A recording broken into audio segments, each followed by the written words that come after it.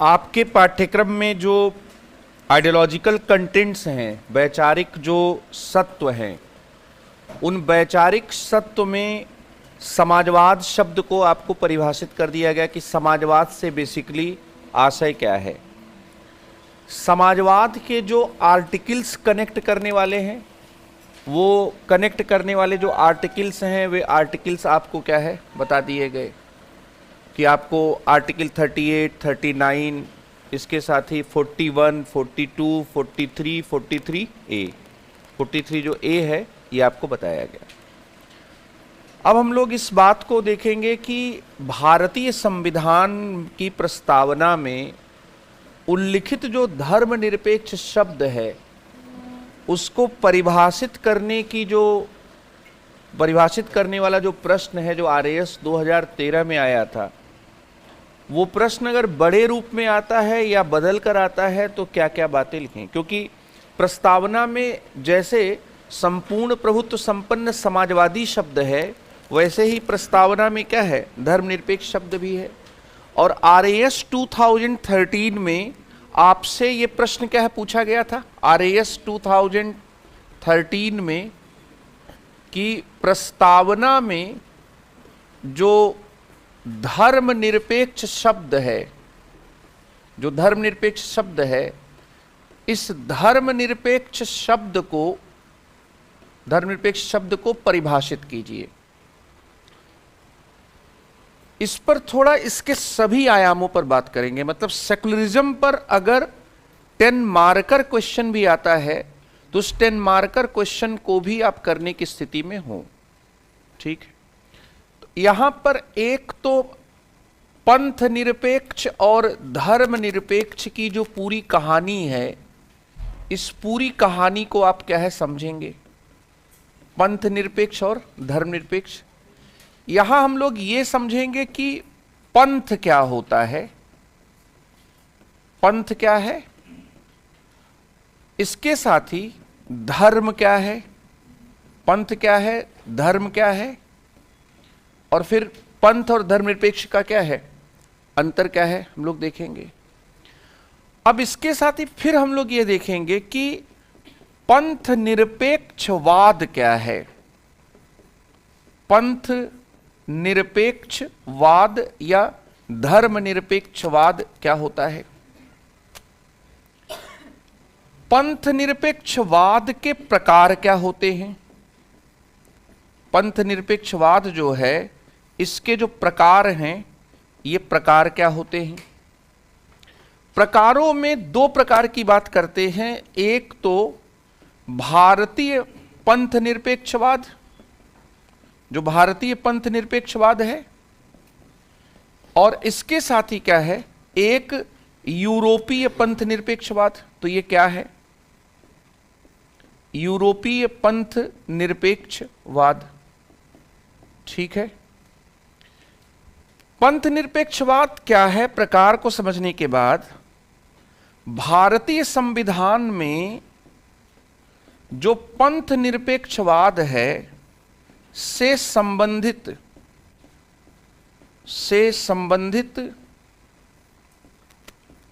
प्रावधान क्या है, इनके जो प्रावधान है, इन प्रावधानों को भी क्या है देखेंगे। और यहां भी मैं कहूंगा कि पॉलिटी में जो है 24 कैरेट गोल्ड चीज आपको मिलेगी, जो इंडियन सोसाइटी में आप पढ़ेंगे, इधर से ही क्या है, इधर से ही आभूषण बन के उधर जाता है। मूल जो विचार है वो ये भाई सेकुलरिज्म इज्म है, और वो भी पॉलिटिकल आइडियोलॉजी है, तो यहीं पर पढ़ी जाएगी। तो इंडियन सोसाइटी वाले भी कुछ प्रश्न यहाँ पर आपके क्या है बन जाएंगे, पॉलिटी वाले भी प्रश्न क्या है बनेंगे।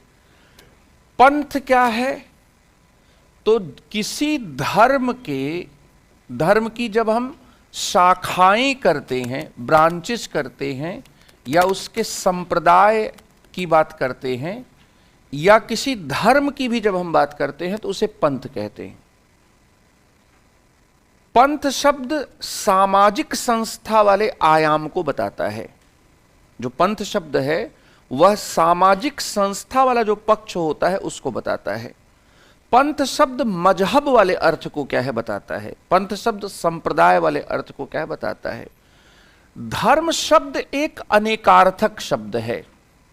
धर्म जो शब्द है, यह शब्द क्या है, अनेक अर्थ है, इसलिए इसको क्या कहते हैं, अनेकार्थक है। धर्म शब्द का मतलब जो है व्यक्ति की मनोदशा भी होता है, धार्मिक मनोदशा कम कहते हैं, या बहुत गांधी जी बहुत धार्मिक व्यक्ति थे, तो जब हम कहते हैं कि गांधी जी बहुत धार्मिक व्यक्ति थे, तो यहां पर धर्म शब्द का, धार्मिक शब्द का हम लोग मनोदशा के रूप में प्रयोग कर रहे हैं। गांधी जी धार्मिक व्यक्ति थे, यहां पर धार्मिक जो शब्द है किसके लिए है, मनोदशा के लिए, टेम्पर के लिए है। और रिलीजियस जो टेम्पर होता है वो साइंटिफिक टेम्पर से डिफरेंट होता है। तो धर्म शब्द का मतलब मनोदशा होता है। धर्म शब्द का मतलब जो है वो गुण भी होता है। जैसे हम कहते हैं कि पक्षी का धर्म है उड़ना, वर्ण धर्म वर्णों से संबंधित, या पक्षी का धर्म है उड़ना, यहां पर धर्म शब्द किसके लिए है, गुण के लिए आया है। फिर धर्म शब्द जो है वह कर्तव्य के लिए भी आता है। जैसे यहां पर वर्ण धर्म, राज धर्म, ये सब यहां जो धर्म शब्द है वो किसके लिए है, कर्तव्य के लिए है। धर्म शब्द जो है वह सामाजिक संस्था के लिए भी आता है कि विश्व में ईसाई धर्म को मानने वाले लोगों की संख्या, इस्लाम धर्म के मानने वाले लोगों की संख्या बहुत क्या है, ज़्यादा है। तो यहाँ पर हम जब ये कहते हैं कि ईसाई धर्म के लोग, अनुयायियों की संख्या बहुत ज़्यादा है, तो यहाँ पर ईसाई के साथ जो धर्म आया वो क्या है, सामाजिक संस्था आया। तो धर्म शब्द व्यक्ति की मनोदशा के अर्थ में भी प्रयोग होता है, धर्म शब्द गुण के अर्थ में भी प्रयोग होता है, धर्म शब्द कर्तव्य के अर्थ में भी प्रयोग होता है, और धर्म शब्द सामाजिक संस्था के अर्थ में प्रयोग होता है। मेरा एक सीधा सरल प्रश्न आपसे ये है कि जब हम कहते हैं कि भारत धर्मनिरपेक्ष राज्य है, तो उन चारों अर्थों में से धर्म के किस अर्थ में वहां पर धर्मनिरपेक्ष शब्द का प्रयोग किया गया है, सामाजिक संस्था के रूप में? क्योंकि ऐसा तो नहीं सकता कि व्यक्ति की मनोदशा, व्यक्ति को हम कहने कि अधार्मिक होता है, धर्म से प्रभावित नहीं होता। अब हमने किया यहां पर एक अर्थ में, लेकिन धर्म शब्द यहां पर क्या है, वह अनेकों अर्थ में क्या है, प्रयोग होता है। तो इससे बचने के लिए हमने क्या किया, पंथ शब्द का प्रयोग किया कि भाई पंथ का मजहब क्या होता है, पंथ का अर्थ क्या होता है, संप्रदाय, मजहब। तरानाए हिंदुस्तान में इकबाल ने लिखा कि मजहब नहीं सिखाता आपस में बैर करना। तो अब मजहब नहीं सिखाता, मजहब क्या है, मजहब कर्तव्य तो है नहीं, मजहब गुण तो है नहीं, मजहब कोई टेम्पर तो है नहीं, मजहब क्या है, सामाजिक तो संप्रदाय शब्द, मजहब शब्द, पंथ शब्द, ये धर्म के केवल और केवल सामाजिक पक्ष की तरफ संकेत करते हैं। और इसी उलझन से बचने के लिए जो भारतीय संविधान है उसकी प्रस्तावना में पंथ निरपेक्ष शब्द का क्या है, प्रयोग किया गया है। तो पंथ क्या है और धर्म क्या है, आपने समझ लिया। अब यहां पर पंथ निरपेक्षवाद क्या है, इसको समझने के लिए आप यहां पर समझिए कि क्या क्या चीजें होती हैं। जैसे कई बार आप ये देखते हैं कि हिंदुओं ने मुसलमानों को किसी धार्मिक दंगे में नुकसान पहुंचाने की कोशिश की, या यह भी हो सकता है कि मुसलमानों ने हिंदुओं को पहुंचाने की कोशिश की। हिंदू अलग धर्म है, इस्लाम अलग धर्म है। इसका मतलब कि यहां जो मसला है, यह मसला हिंदू धर्म के अनुयायियों और इस्लाम धर्म के अनुयायियों के क्या है, बीच में है। और जब दो धर्मों के अनुयायियों के बीच में होता है तो इसको क्या कहते हैं, इसको कहते हैं अंतर धार्मिक। क्या कहते हैं, अंतर धार्मिक। जैसे यहां पर हम कहते हैं अंतरराष्ट्रीय, राष्ट्रों के बीच का होता है ना। दिल्ली का अंतरराज्यीय बस अड्डा सराय काले खा, कश्मीरी गेट, तो कई लोग जो मासूम निर्दोष नादान होते कहते हैं अंतरराष्ट्रीय बस अड्डे पर जा रहा हूं। अंतरराष्ट्रीय नहीं है भाई, वहां से विदेश नहीं जा पाओ, दूसरे राज्य जाओगे। अंतरराज्यीय हम क्या कहते हैं। और इसके साथ ही किसी धर्म विशेष के भीतर जो चीज होती है उसको क्या कहते हैं, उसको कहते हैं अंतः धार्मिक। ये क्लियर हो रहा है। ये दो अवधारणाएं हैं, दोनों अवधारणाओं को आप समझ लेंगे तो आगे का रास्ता क्या हो जाएगा, आसान हो जाएगा।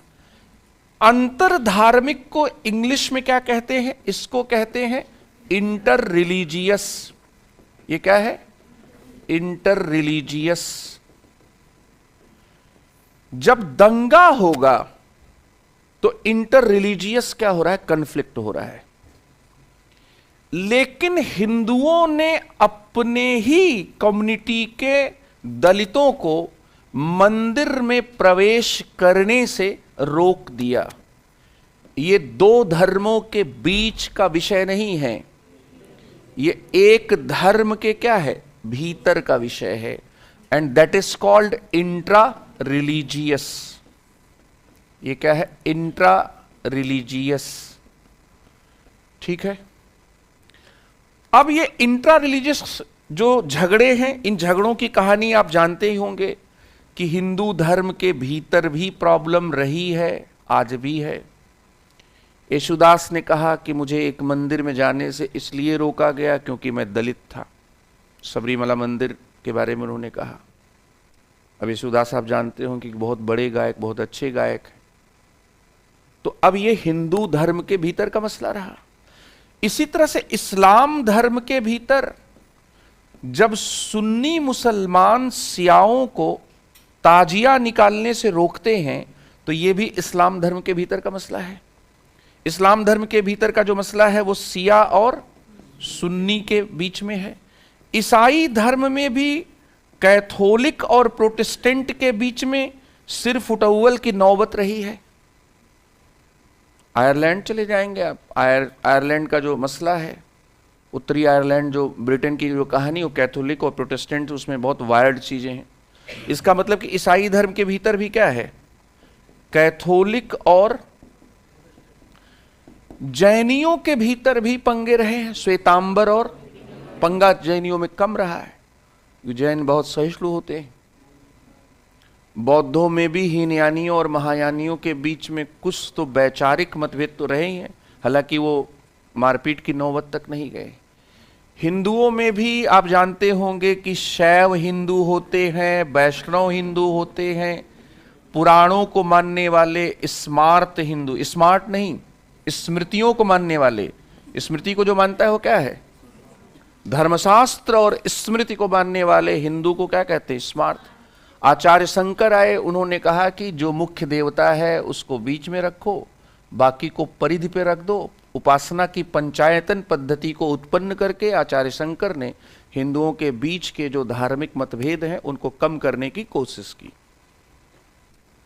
आचार्य शंकर का योगदान क्या है भाई, कोई दुर्गा के अवतारों को पूजता है, वो उनके परिवार में वो आराध्य हैं। कोई शिव भक्त है, कोई शिव भक्त कावड़िया है, तो हिंदुओं में भी है, लेकिन हिंदुओं में इसलिए नहीं दिखता है क्योंकि उपासना की, आप देखें घर में मंदिर हो कहीं भी हो, मुख्य जो अभीष्ट जो देवता होते हैं वो बीच में होते हैं, बाकी सब किनारे होते हैं। किसी भी मंदिर में आप जाएंगे तो एक मुख्य मूर्ति होगी, अगल बगल और भी हो जाए। इसलिए ये आचार्य शंकर ने कहा कि झगड़ा खत्म करो। लेकिन ये हिंदुस्तान रहा है, इसमें शैवों ने वैष्णवों की आंखें तक निकाल ली। रामानुजाचार्य के जो मामा थे उनकी आंखें निकाल ली गई थी। इसलिए अंतः धार्मिक संघर्ष भी होते हैं। धर्म निरपेक्षता का सिद्धांत क्या कहता है, सबसे पहले यह कहता है कि देखो बेटा, जो धार्मिक गैर बराबरी है, ये धार्मिक गैर बराबरी को क्या है, ये नहीं माना जाएगा। संतों ने मध्य युग में क्या है, जब भक्ति आंदोलन हुआ तो लाइनें बोली गई कि जाति पाति पूछे नहीं कोई, हरि का भजे सो हरि का होई। लेकिन इसमें तो धार्मिकता थी, धर्म के आधार पर आप इंसान को क्या कर रहे हैं? तो धार्मिक गैर बराबरी की समस्या है। इसके साथ ही अंतर धार्मिक और अंतः धार्मिक क्या है? संघर्ष है, धर्मों के बीच के और धर्म विशेष के भीतर के। संघर्ष ही नहीं है, उत्पीड़न है, दमन है, वर्चस्व की कोशिश भी है, डोमिनेंस की कोशिश है। तो यहां पर क्या है? वर्चस्व भी है।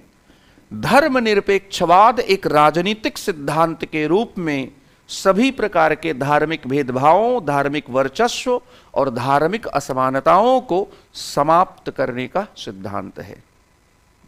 ये किस लिए आया? ये इसलिए आया हमारे समाज में, या राज्य को धर्म से क्यों अलग होना चाहिए?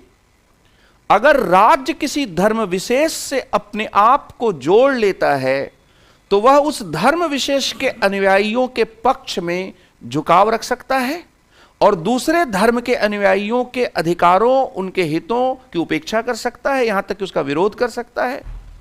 इसलिए राज्य और धर्म के बीच में एक दूरी होनी चाहिए, धार्मिक संघर्षों को, धार्मिक वर्चस्व को, धार्मिक दमन को रोकने के लिए। तो 2013 RAS के क्वेश्चन का पहली लाइन क्या होगी? अब NCERT में दिया हुआ है। NCERT आपको बहुत छोटी किताब लगती है।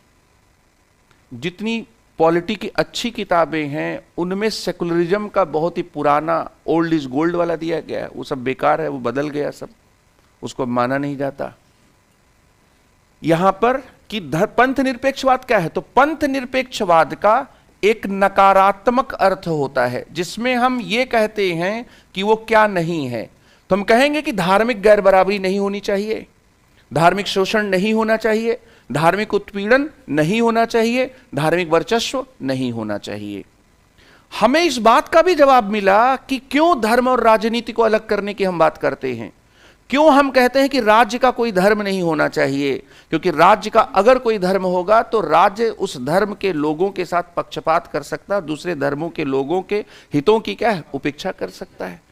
तो यह तो नकारात्मक अर्थ हुआ, लेकिन इसका सकारात्मक अर्थ क्या है? सकारात्मक, अब इसमें देखिए कि कुछ और बातें समझना है यहां पर।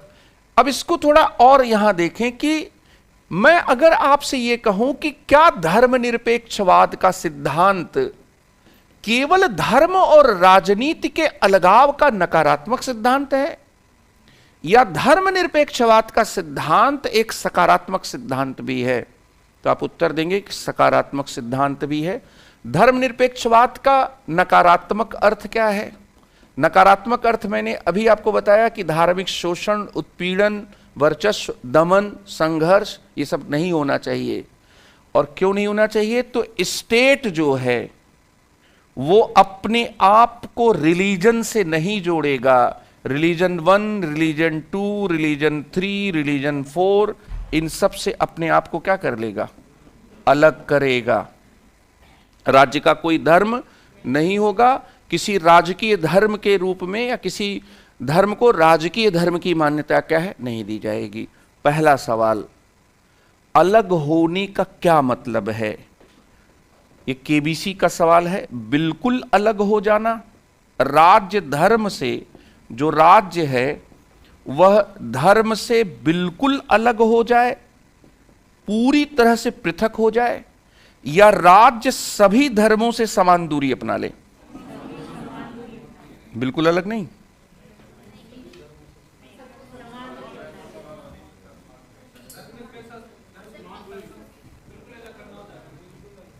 बिल्कुल अलग कर कैसे पाएंगे?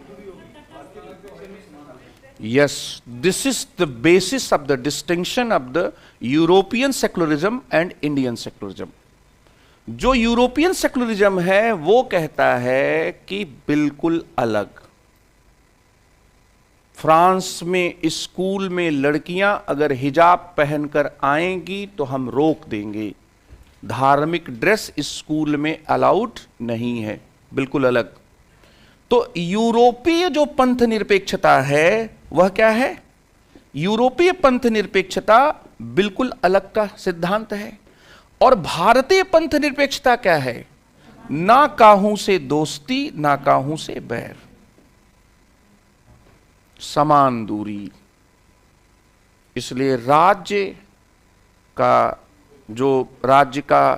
की सरकार का प्रधानमंत्री अयोध्या के मंदिर का शिलान्यास करेगा, करतारपुर कॉरिडोर को खुलवाएगा, हज यात्रा के लिए सब्सिडी देगा, अमरनाथ यात्रा का प्रबंध भी करवाएगा। कुछ लोगों ने कहा, जैसे कुछ बच्चों ने भी पूछा कि सर ये कौन सी धर्मनिरपेक्षता है, बताइए सर। प्रधानमंत्री नरेंद्र मोदी शिलान्यास के लिए गए। मैंने कहा बेटा ये इंडिया की सेकुलरिज्म है, क्योंकि अगर वो एक कार्यक्रम में जाते हैं तो गलत होगा, लेकिन वो दूसरे धर्मों के भी कार्यक्रम में जा रहे हैं और राज्य दोनों के लिए प्रयास कर रहा है। ये बात बिल्कुल सही है कि भाई हिंदुत्व एजेंडा है तो कुछ टिल्ट तो बीजेपी का होगा, ये एक्सेप्ट करके चलो। आलोचना का पॉइंट बिल्कुल बन सकता है, लेकिन बात यह है कि रिलीजन को पॉलिटिक्स से सबने अलाइन कर लिया है। जो सेकुलर अपने आप को कहते हैं उन्होंने भी, और जो सेकुलर नहीं कहते हैं उन्होंने भी। तो भारत में आप ये कहेंगे कि ये क्या हो रहा है साहब, ये तो धर्म विशेष के साथ क्या है मेलजोल है। तो एयर इंडिया के तमाम वजहों, डूबने की वजहों में एक ये भी बताया जाता है कि गवर्नमेंट ने सब्सिडीज दी बहुत ज़्यादा। तो राज्य हज यात्रा के प्रबंध में जो भी सब्सिडी है वो देता है। राज्य जो है कैलाश मानसरोवर यात्रियों के लिए चीन से दरख्वास्त करता है कि दरवाजे ज़्यादा रास्ते दे दो, एक दूसरा तीसरा रास्ता दे दो। तो राज्य धार्मिक आजादियों को बढ़ाने के लिए कोशिश करता है।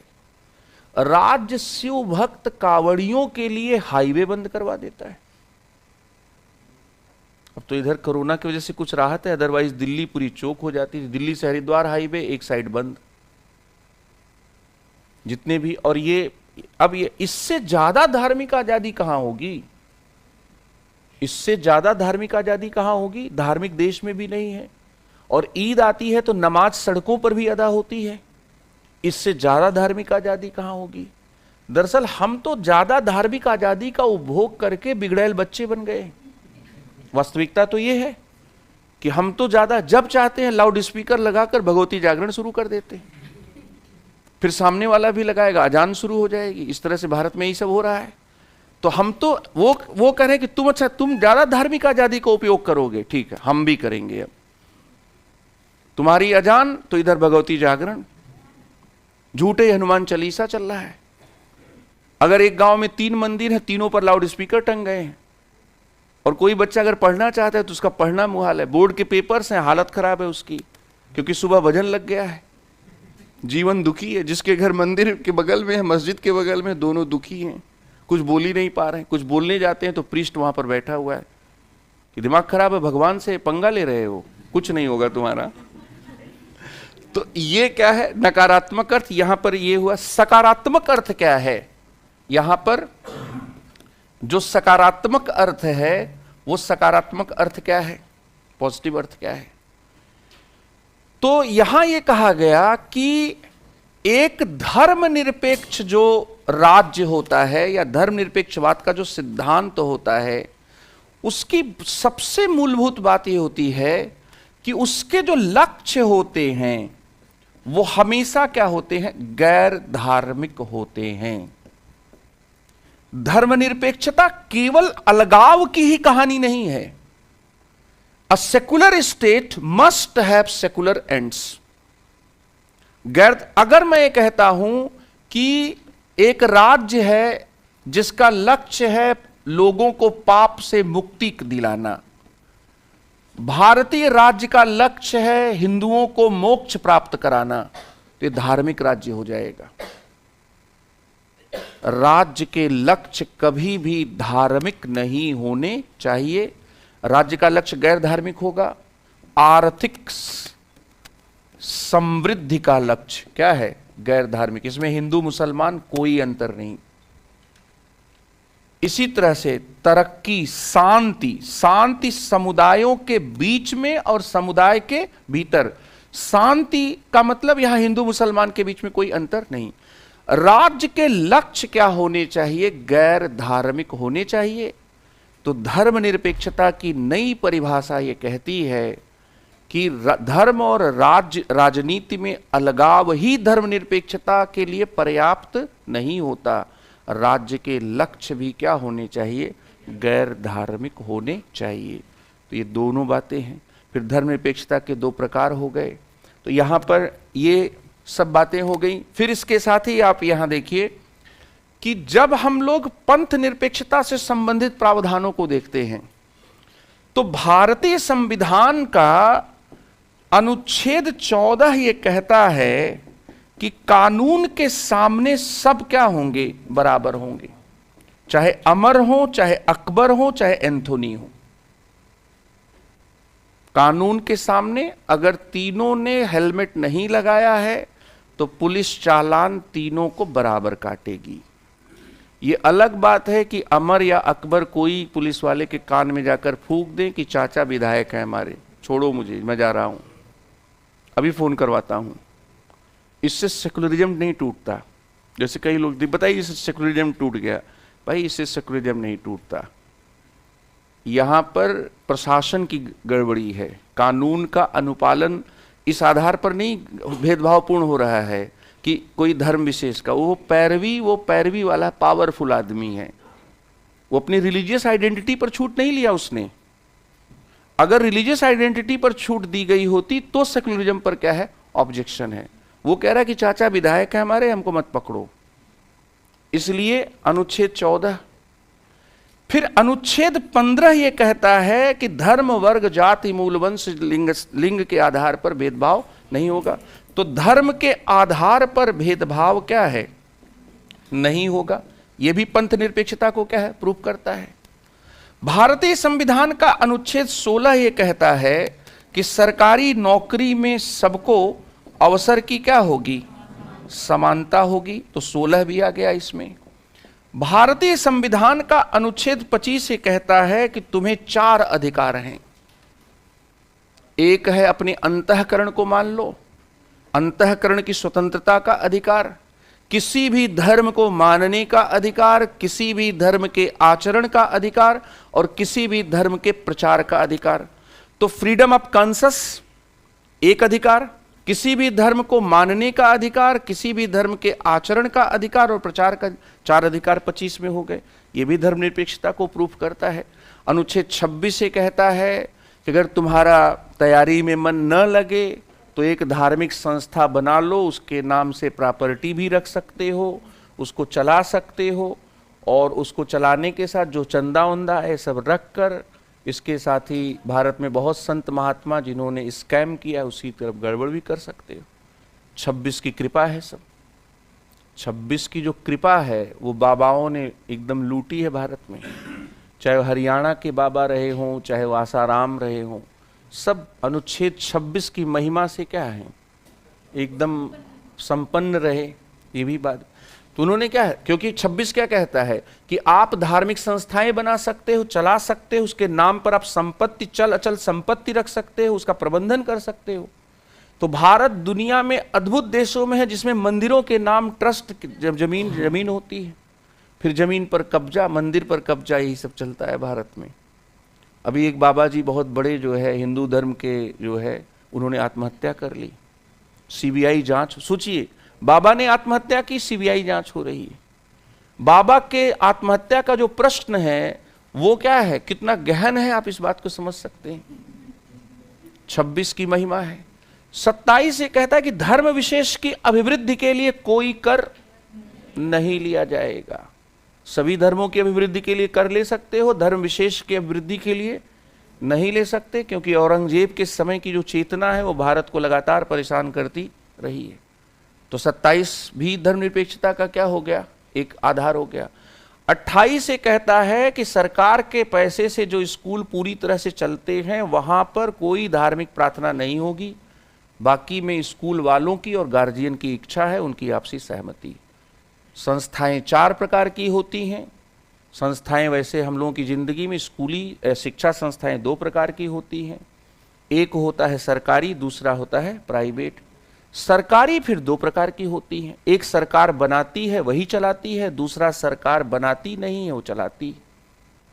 निजी भी दो प्रकार की होती है, एक सरकार से फंड लेती है और दूसरा फंड नहीं लेती, केवल रिकॉग्निशन लेती है। ठीक है, तो चार प्रकार की संस्थाएं हो गई, 28 में चारों प्रकार की संस्थाओं का जिक्र है। लेकिन जो केवल सरकारी, जो सरकार ने बनाया है, सरकार चला रही है, जो पूरी तरह से पूर्णतः राज्य निधि से पोषित शिक्षा संस्थाओं में कोई धार्मिक शिक्षा नहीं दी जा सकेगी। 28 ये हो गया। फिर भारतीय संविधान के अनुच्छेद 325 में कहा गया है कि मतदाता सूची में किसी का भी नाम धर्म के आधार पर न जोड़ा जाएगा न धर्म के आधार पर निकाला जाएगा। और 326 ये कहता है कि तुम्हें वोट देने का अधिकार है, इसमें धर्म आड़े नहीं आता है। यूनिवर्सल एडल्ट फ्रेंचाइज हमें मिला है 326 में। तो भारतीय संविधान के ये अनुच्छेद भारतीय राज्य व्यवस्था को धर्मनिरपेक्ष क्या है बनाते हैं। लेकिन संविधान के अनुच्छेदों के बाद भी व्यक्ति का, लोगों का आचरण कैसा है, इससे धर्मनिरपेक्षता क्या है जुड़ी हुई है। तो ये धर्मनिरपेक्षता की बहुत ही क्या है लघु कहानी है। मैंने बहुत रोका है अपने आप को, बहुत मूल बातें बताई है, इस पे बहुत बड़ी चर्चाएं भी होती हैं। इसको सार संक्षेप में लिख लीजिए, क्योंकि 100 शब्द में भी सवाल आए तो आप करने की स्थिति में हो। पहला लिखिए, पंथ क्या है। पंथ क्या है?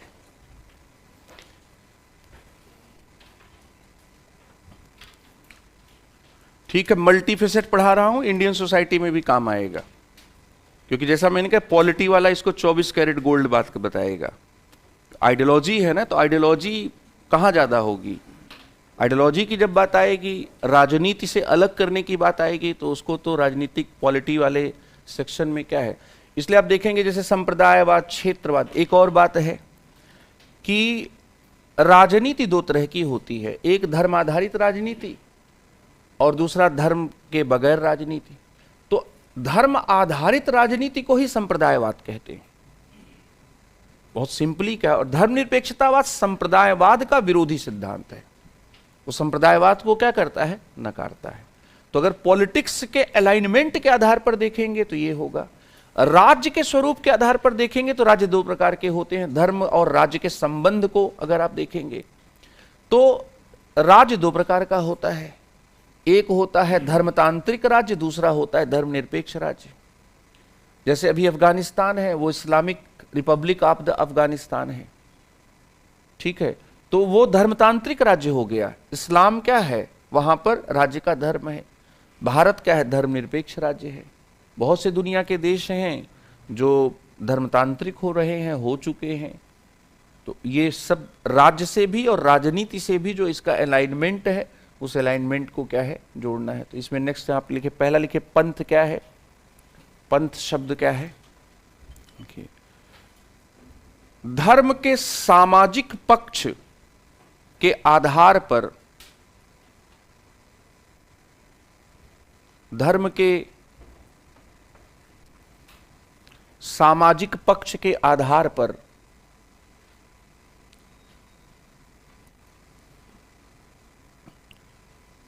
या धर्म विशेष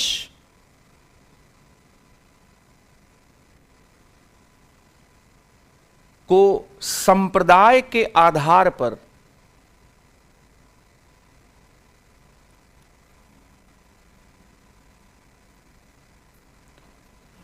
जब देखा जाता है तो उसे पंथ कहते हैं।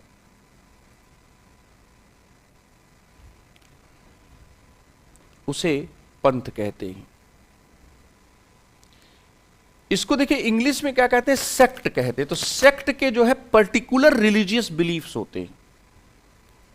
जैसे पंथ को इंग्लिश में क्या कहते हैं, सेक्ट कहते हैं। तो इसका सामाजिक डायमेंशन बहुत तय होता है। जैसे कि हम कहते हैं कि कुछ धार्मिक विश्वास हैं जो किसी धर्म विशेष में क्या है जरूर माने जाएंगे। लेकिन महात्मा गांधी को जैसे आप लेंगे, महात्मा गांधी हिंद स्वराज में कहते हैं कि जब वो हिंदू धर्म, जरथोस्ती धर्म, ईसाई धर्म, इस्लाम धर्म की बात करते हैं तो धर्म से उनका आशय मजहब या संप्रदाय से नहीं होता, बल्कि सत्य के अनुशीलन के मार्ग से होता है। तो जब आप धर्म को ऐसे डिफाइन करेंगे कि धर्म सच्चाई पर चलने का रास्ता है, तो धर्म फिर पंथ नहीं रह गया।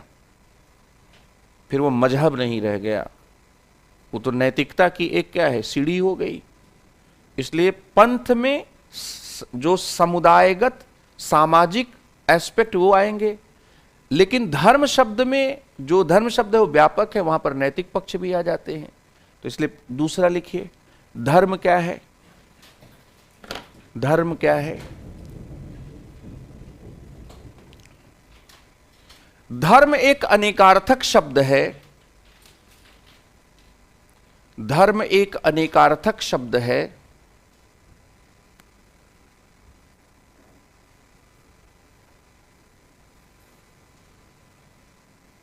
अनेकार्थक शब्द है और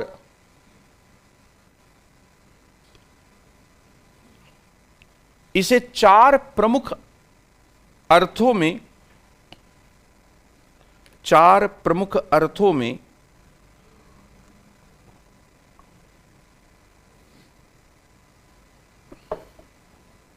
प्रयोग किया जाता है।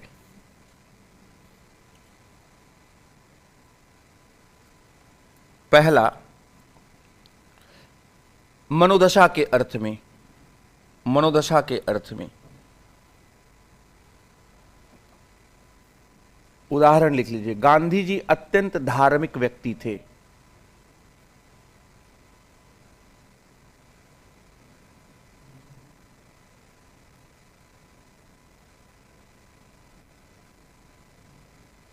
अत्यंत धार्मिक व्यक्ति थे, ठीक है। दूसरा, गुण के अर्थ में। गुण के अर्थ में उदाहरण लिखिए, पक्षी का धर्म है उड़ना।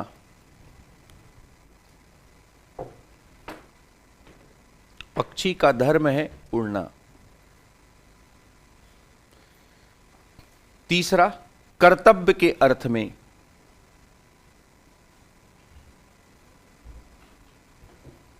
कर्तव्य के अर्थ में वर्ण धर्म का पालन करें। वर्ण धर्म, स्वधर्म, यहां धर्म शब्द कर्तव्य के अर्थ में है।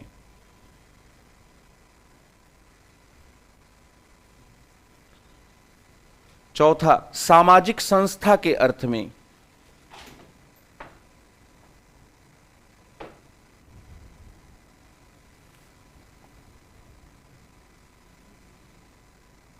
सामाजिक संस्था के अर्थ में। ईसाई धर्म के अनुयायियों की संख्या बहुत ज्यादा है। यहां पर धर्म सामाजिक संस्था के अर्थ में आया है, ठीक है। अब अगर आरएएस में 2 मार्कर में पूछता है कि धर्मनिरपेक्ष शब्द में धर्म शब्द का किस अर्थ में प्रयोग है, तो सामाजिक संस्था के अर्थ में प्रयोग है। लिख लीजिए, धर्मनिरपेक्ष शब्द में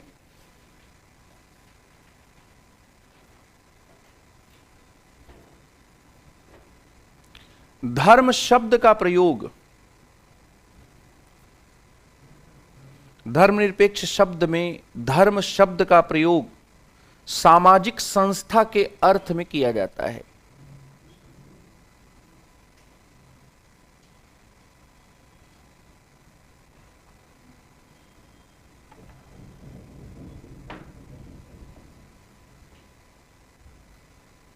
सामाजिक संस्था के अर्थ में किया जाता है। फिर इसी तरह से जैसे आया कि धर्म को परिभाषित करिए, जैसे मान लीजिए कि एक यहां पर और चीज को देख लें, जैसे आया कि धर्म को अगर हम सामाजिक संस्था के रूप में देखते हैं तो इससे हमारा आशय क्या है। तो सामाजिक संस्था के रूप में धर्म के भीतर 3 पक्ष होते हैं। दूसरे सोशल इंस्टीट्यूशन से धर्म कैसे अलग है। समाज में तो बहुत सारी संस्थाएं हैं। रिलीजियस इंस्टीट्यूशंस में क्या है, तो मैंने आपको बताया था कि रिलीजियस इंस्टीट्यूशंस में अलौकिकता के प्रति आस्था जरूर होगी। अलौकिकता के प्रति आस्था, फेथ का तत्व क्या होगा। इसमें पवित्रता की भावना जरूर होगी। पवित्रता की जो भावना है इसमें जरूर होगी, और कुछ न कुछ कर्मकांड जरूर होंगे। ये धर्म की सामाजिक संस्था का संज्ञानात्मक पक्ष है, इसी में विश्वास होते हैं। जैसे हिंदू धर्म का विश्वास है आत्मा की अमरता, फिर हिंदी फिल्मों के गाने बनेंगे, जन्म जन्म का साथ है हमारा तुम्हारा। अमरता से पुनर्जन्म जुड़ जाएगा, और पुनर्जन्म से फिर आदमी आता जाता रहेगा। तो ये अमरता क्या है? हिंदू धर्म का एक विश्वास है। ईश्वर का अस्तित्व भी धर्मों का क्या होता है? एक विश्वास होता है। तो ये संज्ञानात्मक पक्ष है। ये धर्म का क्या है? अफेक्टिव एस्पेक्ट है, भावनात्मक पक्ष होता है। सारा पंगा यहीं से शुरू होता है, यहीं से कि हमारे धर्म को अशुद्ध कर दिया। फिर हिंदुओं ने क्या है कि कुछ लोगों के मंदिरों में जाने के बाद गंगा जल लाकर धोया हुआ। अब मन गंदा है, मंदिर धो रहे हो, पहले मन को साफ कर लो। तो यहां पर भावनात्मक पक्ष, और ये क्या है? क्रियात्मक पक्ष। तो एक सामाजिक संस्था के रूप में धर्म के क्या होते हैं? ये तीन पक्ष होते हैं। तो इसको भी यहां पर वहां पर नोट कर लीजिए, इसको ऐसे ही नोट लीजिए। धर्म सामाजिक संस्था के रूप में जब कहा जाता है तो क्या है ये? इसके तीन पक्ष हैं: अलौकिकता के प्रति आस्था, पवित्रता की भावना, कर्मकांड, क्रियात्मक पक्ष। तो पूरा एक सेट ऑफ बिलीफ बनता है, पूरा एक कर्म, रिचुअल्स बन जाते हैं, पूरी एक फीलिंग होती है। पूरी क्या होती है? एक फीलिंग होती है। जैसे आप देखेंगे वैष्णो देवी, कुछ लोग उनकी मन्नत होती है तो वो लेट लेट के जाते हैं, कुछ घोड़े और खच्चर से जाते हैं, कुछ पैरों से जाते हैं, कुछ हेलीकॉप्टर से जाते हैं। तो ये है। तिरुपति तिरुमला आप जाएंगे, वहां दो लाइनें लगती हैं, एक वीआईपी लाइन, एक सिंपल वाली। वैष्णो देवी तो मैं नहीं जा पाया हूं, लेकिन आगे जाऊंगा तो इस पर जरूर कुछ न कुछ टिप्पणी करूंगा। हाँ?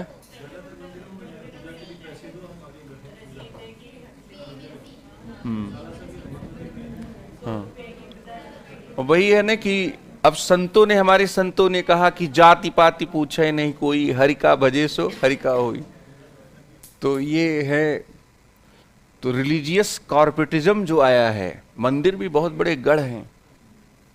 इसलिए कवि थे मुक्तिबोध, उन्होंने कहा था कि तोड़ने होंगे मठ और गढ़ सब, तभी इंसान सुधरेगा।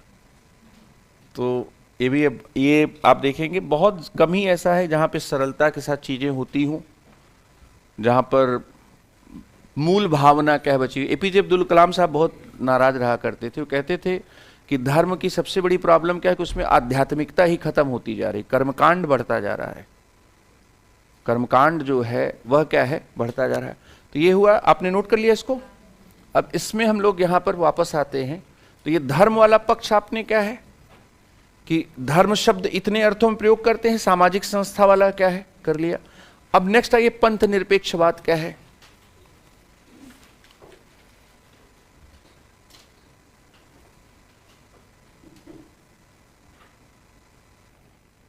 पंथ निरपेक्षवाद क्या है?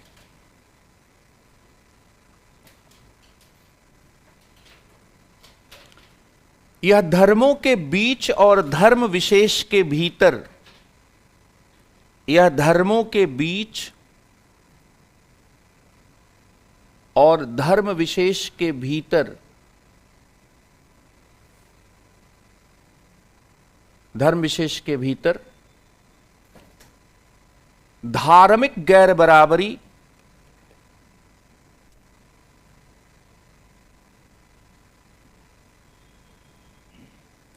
धार्मिक गैर बराबरी, भेदभाव, वर्चस्व,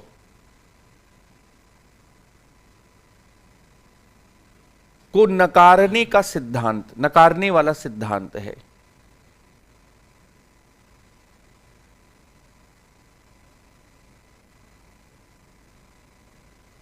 नकारने वाला सिद्धांत है। सकारात्मक रूप में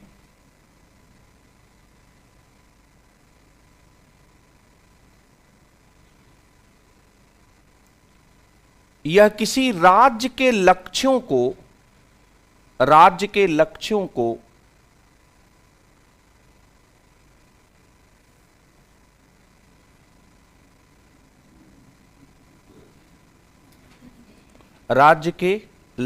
को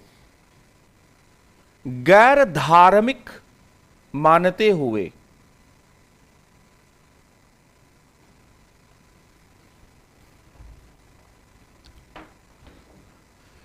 समुदायों के बीच आजादी, समुदायों के बीच और उनके भीतर, समुदायों के बीच और उनके भीतर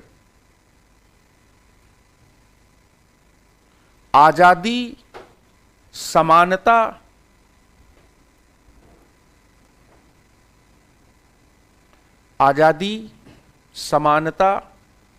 शांति, प्रगति आदि का सिद्धांत है।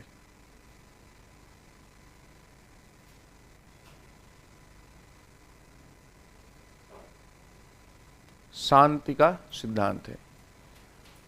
अब देखिए, ये परिभाषा ऐसे थोड़ा लगेगी थोड़ा डिफिकल्ट है, लेकिन एनसीईआरटी तक में यही डिफिनीशन दी गई।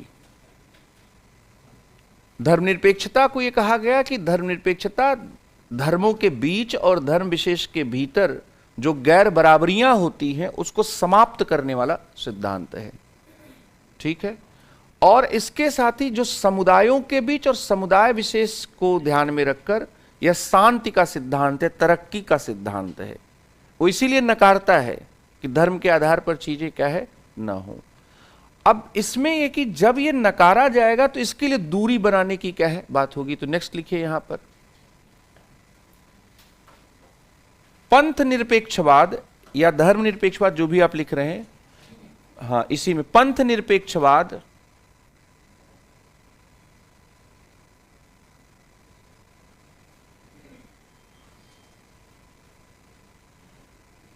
धर्म और राज्य के बीच अलगाव पर इसलिए बल देता है, धर्म और राज्य के बीच अलगाव पर इसलिए बल देता है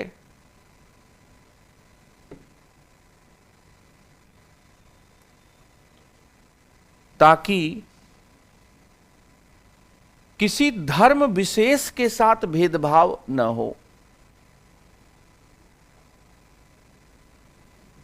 किसी धर्म विशेष के साथ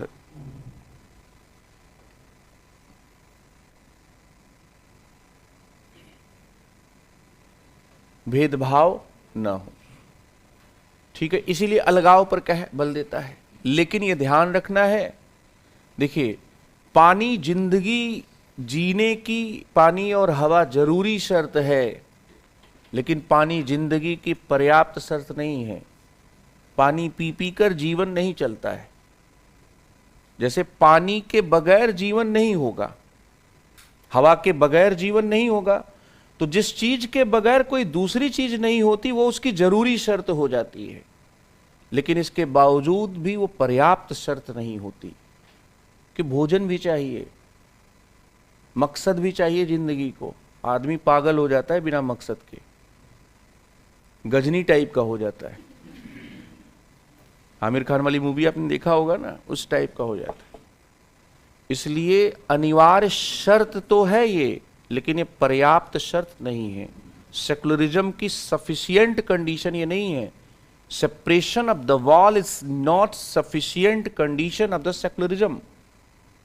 ठीक है, सफिशिएंट क्या है? अ secular state must have secular ends. केवल अलगाव से काफी चीजें, केवल अलगाव से सेकुलरिज्म डिफाइन नहीं होगा। और मैं फिर कह रहा हूं, इसको किसी किताब से पढ़ने की जरूरत नहीं। अगर पढ़ना है तो कक्षा 12 की एनसीईआरटी पढ़िए। हाँ, ये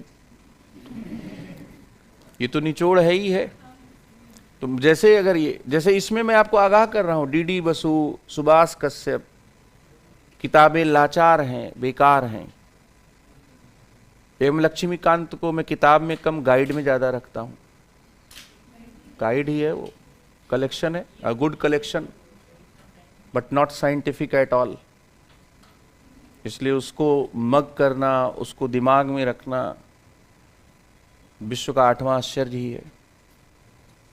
तो यहां पर ये भी बात है, इसलिए ये भी, क्योंकि ये मैं लिखा रहा हूं, कंपैरिजन भी होगा ये भी, तो इसलिए आपको ये बार बार इस बात को कह रहा हूं कि ये, और ये चूंकि अगर कक्षा 11-12 के बच्चों को बताया जा रहा है तो इसका मतलब कि आपसे तो एक्सपेक्ट है कि इस बात को क्या है आप लिखें। ठीक, इस पर सवाल आ गए, 3 बार आए। यूपीएससी ने तो 30 बार सवाल पूछा, फर्स्ट पेपर में पूछा, पश्चिमी धर्मनिरपेक्षता और भारतीय धर्मनिरपेक्षता। तो यहां पर यह बात क्या है आपको नोट कर लेना है कि जो आपने लास्ट टाइम लिखा है, क्या लिखा है, अलगाव। हाँ, फिर नेक्स्ट लिखिए, धर्मनिरपेक्षता के लिए, धर्मनिरपेक्षता के लिए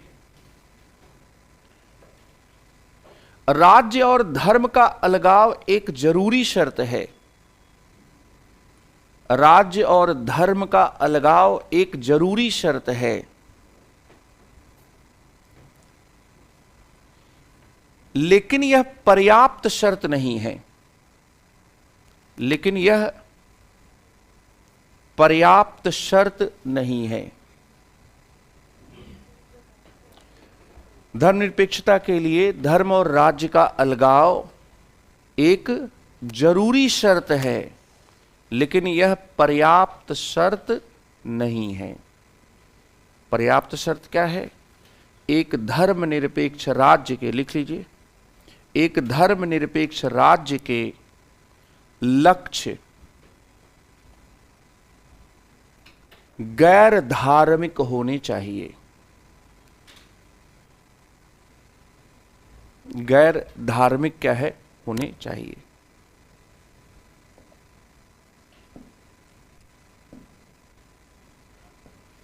ठीक है। भारत के बहुत एक जाने माने विद्वान हैं, उनका नाम एनसीईआरटी में भी आपको मिलेगा, राजीव भार्गव। दिल्ली यूनिवर्सिटी के बहुत माने जाने प्रोफेसर भी रहे पॉलिटिकल साइंस के। तो उनका ही सबसे इंडिया में अच्छा काम है। उनके काम को अमर्त्य सेन और तमाम जो बड़े लोग हैं उन्होंने क्या है रिकॉग्नाइज किया। उनका ही ये काम था, उन्होंने क्लियर किया कि सेकुलरिज्म जो है, और पूरे वर्ल्ड वाइड इसको क्या है अब माना जाता है। ये जो अंतर है मान लिए गए कि इंडियन सेकुलरिज्म अलग है और यूरोपियन सेकुलरिज्म क्या है अलग है। अब यहां पर देखिए 3 चीजें हो रही हैं। देखिए कि जैसे अगर हम एक पॉलिसी के रूप में देखें, जैसे हम कहते हैं ना कि एक धर्मनिरपेक्ष राज्य में क्या होगा, एक धर्मनिरपेक्ष राज्य में 3 चीजें होंगी। पहला, उसके जो लक्ष्य हैं वो लक्ष्य क्या होने चाहिए? गैर धार्मिक क्या है होने चाहिए। फिर मैंने कहा कि अलग होना चाहिए, अलगाव क्या होना चाहिए। तो जब हम अलगाव की बात करते हैं तो अलगाव में क्या क्या है देखिए, एक होता है नीतियां, राजनीतिक नीतियां धार्मिक कारकों से प्रभावित न हो, और दूसरा है संस्थाएं, संस्थाएं भी क्या है अलग हों। तो जब नीतियां, संस्थाएं और लक्ष्य, इन तीनों के बिंदुओं पर आप कुछ, तीनों के बिंदुओं पर अलगाव पाते हैं, तभी क्या है धर्मनिरपेक्षता स्थापित होती है। उदाहरण लीजिए, शिरोमणि गुरुद्वारा प्रबंधक कमेटी एसजीपीसी, नाम सुना है? पंजाब में सिखों के सारे जो गुरुद्वारे हैं उनको प्रबंध करती है। और अकाली दल, क्या रिश्ता है? बहुत पुराना गहरा रिश्ता है। शिरोमणि गुरुद्वारा प्रबंधक कमेटी का ही पॉलिटिकल विंग है अकाली दल। अकाली दल पंजाब में सत्ताधारी दल रहा है, लेकिन अकाली दल का जो मिनिस्टर, जो कैबिनेट है, वो शिरोमणि गुरुद्वारा प्रबंधक कमेटी के जो लोग हैं उनसे नहीं बनेगा। संस्थाएं क्या होंगी? Political wing and religious wing must be separate. एक होगा भी तो भी क्या हम देखेंगे कुछ न कुछ डिफरेंस क्या है जरूर होगा। हम ईरान नहीं हैं, कि ईरान में अयातुल्ला खुमैनी धार्मिक नेता भी हैं और राजनीतिक नेता भी क्या है, हो जाएंगे। ईरान क्या है? ईरान क्यों सेकुलर स्टेट नहीं है? नहीं हो सकता। वो तुम्हारे धार्मिक नेता ही तुम्हारे क्या है, राजनीतिक नेता हैं। संस्थाएं अलग होंगी, पॉलिसीज, नीतियां और कानून, कानून कभी भी धर्म के आधार पर नहीं बनेगा। पाकिस्तान हमारा पड़ोसी है, छोटा भाई है और बहुत ही नामुराद है। इस निंदा कानून जिस दिन उसने बनाया, उस दिन के बाद धर्मनिरपेक्षता उसके लिए गाली है।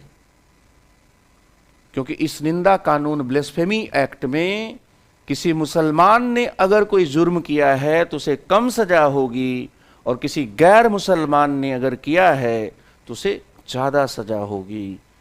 कानून धर्म के आधार पर क्या कर रहा है? हमारे यहां क्या है, आर्टिकल 14 है। इस निंदा कानून को क्या करेगा? कानून के सामने सब बराबर होने चाहिए। सिटीजनशिप अमेंडमेंट एक्ट 2019 पर सबसे बड़ा ऑब्जेक्शन आर्टिकल 14 का है कि अगर मुसलमानों और गैर मुसलमानों के बीच में नागरिकता देने के संदर्भ में हम अंतर करते हैं, तो क्या यह सुप्रीम कोर्ट के सामने जाने पर आर्टिकल 14 में समानता की जो बातें कही गई है उस पर क्या यह टिक पाएगा? बहुत से लोगों का कहना है कि यह टिक नहीं पाएगा। कानून के सामने, याद करिए मैंने क्या कहा था, अमर, अकबर, एंथोनी तीनों बराबर हैं। इस निंदा कानून में अगर अकबर ने अल्लाह को गाली दी तो अकबर को कम सजा, लेकिन अगर अमर ने दे दी, एंथोनी ने दे दी, पाकिस्तान पड़ोसी है, देख लीजिए उसकी हालत। देख तेरे पाकिस्तान की हालत क्या हो गई जिन्ना।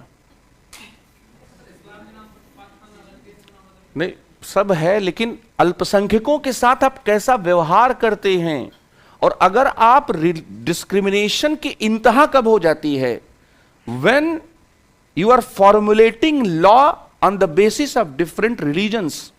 जब आप कानून को अलग अलग धर्मों के आधार पर बनाने लगेंगे ना, तो इससे बड़ा कोई भेदभाव नहीं होगा।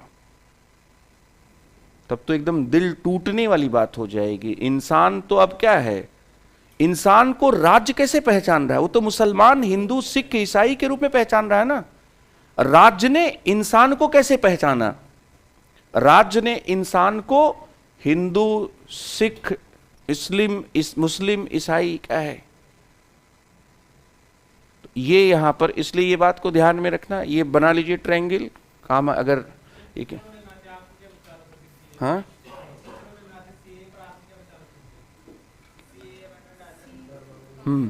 नहीं, मैं आपको एक व्यू पॉइंट बता रहा हूं। इसमें बहुत सीरियस ऑब्जेक्शंस हैं। सीरियस ऑब्जेक्शंस ये हैं, जैसे आप तमाम आर्टिकल्स पढ़ेंगे तो लोग ये कह रहे हैं कि इसमें टिकना मुश्किल है। सुभाष कश्यप संविधान के विशेषज्ञ हैं, इंडिया टुडे में आर्टिकल आया, सुभाष कश्यप से इंडिया टुडे के पत्रकार ने जो बात की, उन्होंने कहा कि जब सरकार ने उनसे सजेशन लिया था तो उन्होंने कहा था कि कुछ अलग शब्द क्या है यूज किया जाए, तब ये टिक पाएगा, नहीं तो ये टिक नहीं पाए। अब ये सुप्रीम कोर्ट के ऊपर है, इसमें हम लोग अब बहुत ज़्यादा कयास क्या है लगा नहीं सकते, लेकिन एक आधार विरोध का ये भी है। और जो मूवमेंट हुए उसमें लोगों का परसेप्शन यही था। देखिए ये बात समझ लीजिए, केवल मुसलमानों ने विरोध नहीं किया, इसका सबने विरोध किया और स्वतः स्फूर्त आंदोलन हुए। कई जगह लोगों के प्रोटेस्ट ऐसा नहीं था कि नेताओं ने जुटाया। एक रीजन ये भी था कि आप हमारे लिए जो डॉक्यूमेंट्स आप मांग रहे हो, आप मेरे मम्मी पापा का डॉक्यूमेंट्स मांगोगे और उसको प्रूव करोगे, तो हिंदुस्तान में लोग डॉक्यूमेंट्स रखते नहीं, इसलिए सीए के साथ एनआरसी वाला जो डर था तो उस पर ये करेंगे। लेकिन यहाँ पर आप ये धर्मनिरपेक्षता को समझ रहे हैं, मैंने एक मुद्दा व्यवहार का लिया और इसमें मुख्य बात यह है कि राज्य को कभी भी कानून बनाते समय किसी को भी, हिंदू, मुसलमान, सिख, ईसाई, जैसे किरायादारी कानून आएगा या उसका विचार किया जा रहा है, जितने भी कानून हैं, किसान कानून है तो उसमें किसान को भारतीय राज्य जो है हिंदू किसान, मुस्लिम किसान के रूप में क्या है नहीं देख सकता। देखेगा धर्मनिरपेक्षता क्या तार तार हो जाएगी। नहीं, उसमें एक आधार है जो है, देखिए क्या है, गैर मुसलमानों को नहीं, इसमें क्या है, गैर मुसलमानों को देशीयकरण के आधार पर नागरिकता मिल सकती है, मुसलमानों को नहीं मिल सकती। ये उसमें बेस है, इसलिए ऑब्जेक्शन क्या है, रेज क्या है, किए गए। इसमें आपको फेयर रहना होगा, न्यूट्रल रहना होगा। नहीं, बोलने की बात नहीं है ना यहां पर, क्या है, देखिए आप लेमैन की तरह यहां बात नहीं कर सकते ना। आपको यहां पर क्या है, आपसे तो पूछेगा कि आप समीक्षा करिए, आप बताइए। तो जो लेमैन पर्सपेक्टिव है, जो एक कॉमन मैन का पर्सपेक्टिव है, या जो एक ऊपरी बात है, वहीं तक बात नहीं है। सीधी सी बात है कि आप ये कह रहे हो कि नागरिकता लेने के 5 तरीके भारत में हैं। नेचुरलाइजेशन के द्वारा नागरिकता गैर मुसलमानों को ही मिलेगी, मुसलमानों को नहीं मिलेगी। अगर आप ये इस वर्डिंग्स चेंज कर दो तो ये वैलिड हो जाएगा। इसमें सुभाष कश्यप ने बात कही, उस पर आगे हम लोग बात करेंगे। लेकिन यहां पर आप यहां पर ये देखिए कि ये तीनों चीजें आपको क्लियर क्या होनी चाहिए। नीतियां और कानून धर्म के आधार पर नहीं बनना चाहिए, संस्थाएं धर्म के आधार पर नहीं चलनी चाहिए, और लक्ष्य भी धर्म के आधार पर नहीं होने चाहिए।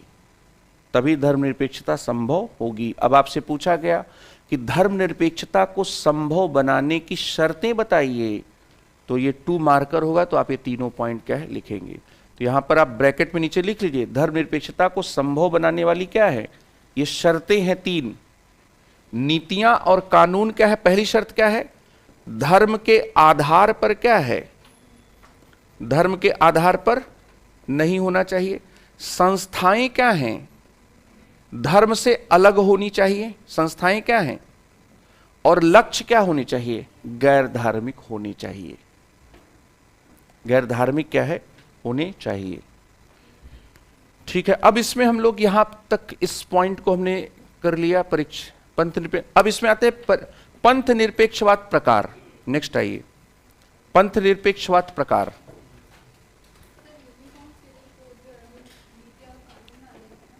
हाँ, इसमें आएगा कि सबके लिए बराबर कर दिया जाए, और पर्सनल कोड को क्या है, मतलब जो अलग अलग धर्मों के लोग हैं, उन अलग अलग धर्मों के लोगों के अपने निजी जो व्यक्तिक कानून हैं, उन व्यक्तिक कानूनों के बजाय शादी विवाह ये सब क्या है। अब देखिए यहां पर भी एक है, पहले आप इसको नोट करिए, मैं अब इसको बता रहा हूं, दोनों के संदर्भ में कुछ बातें बता रहा हूं।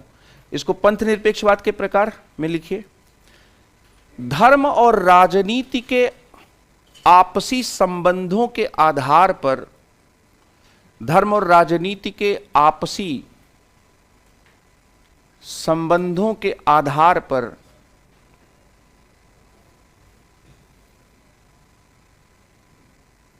आपसी संबंधों के आधार पर पंथ निरपेक्षवाद के 2 प्रकार होते हैं।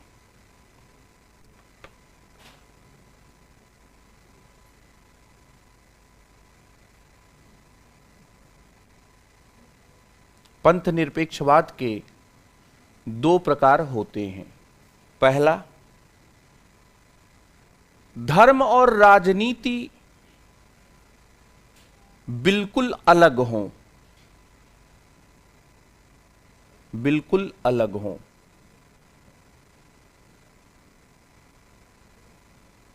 ठीक है, बिल्कुल अलग हों। उसके आगे लिखिए, यह यूरोपीय धर्मनिरपेक्षता की अवधारणा है, यूरोपीय धर्मनिरपेक्षता की अवधारणा है, बिल्कुल अलग हों, बिल्कुल अलग हों,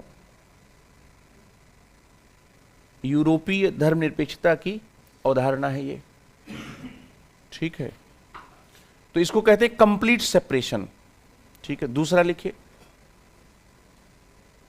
राज्य सभी धर्मों से समान दूरी अपनाए,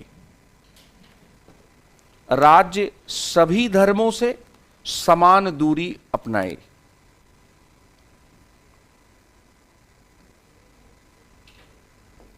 समान दूरी अपनाए।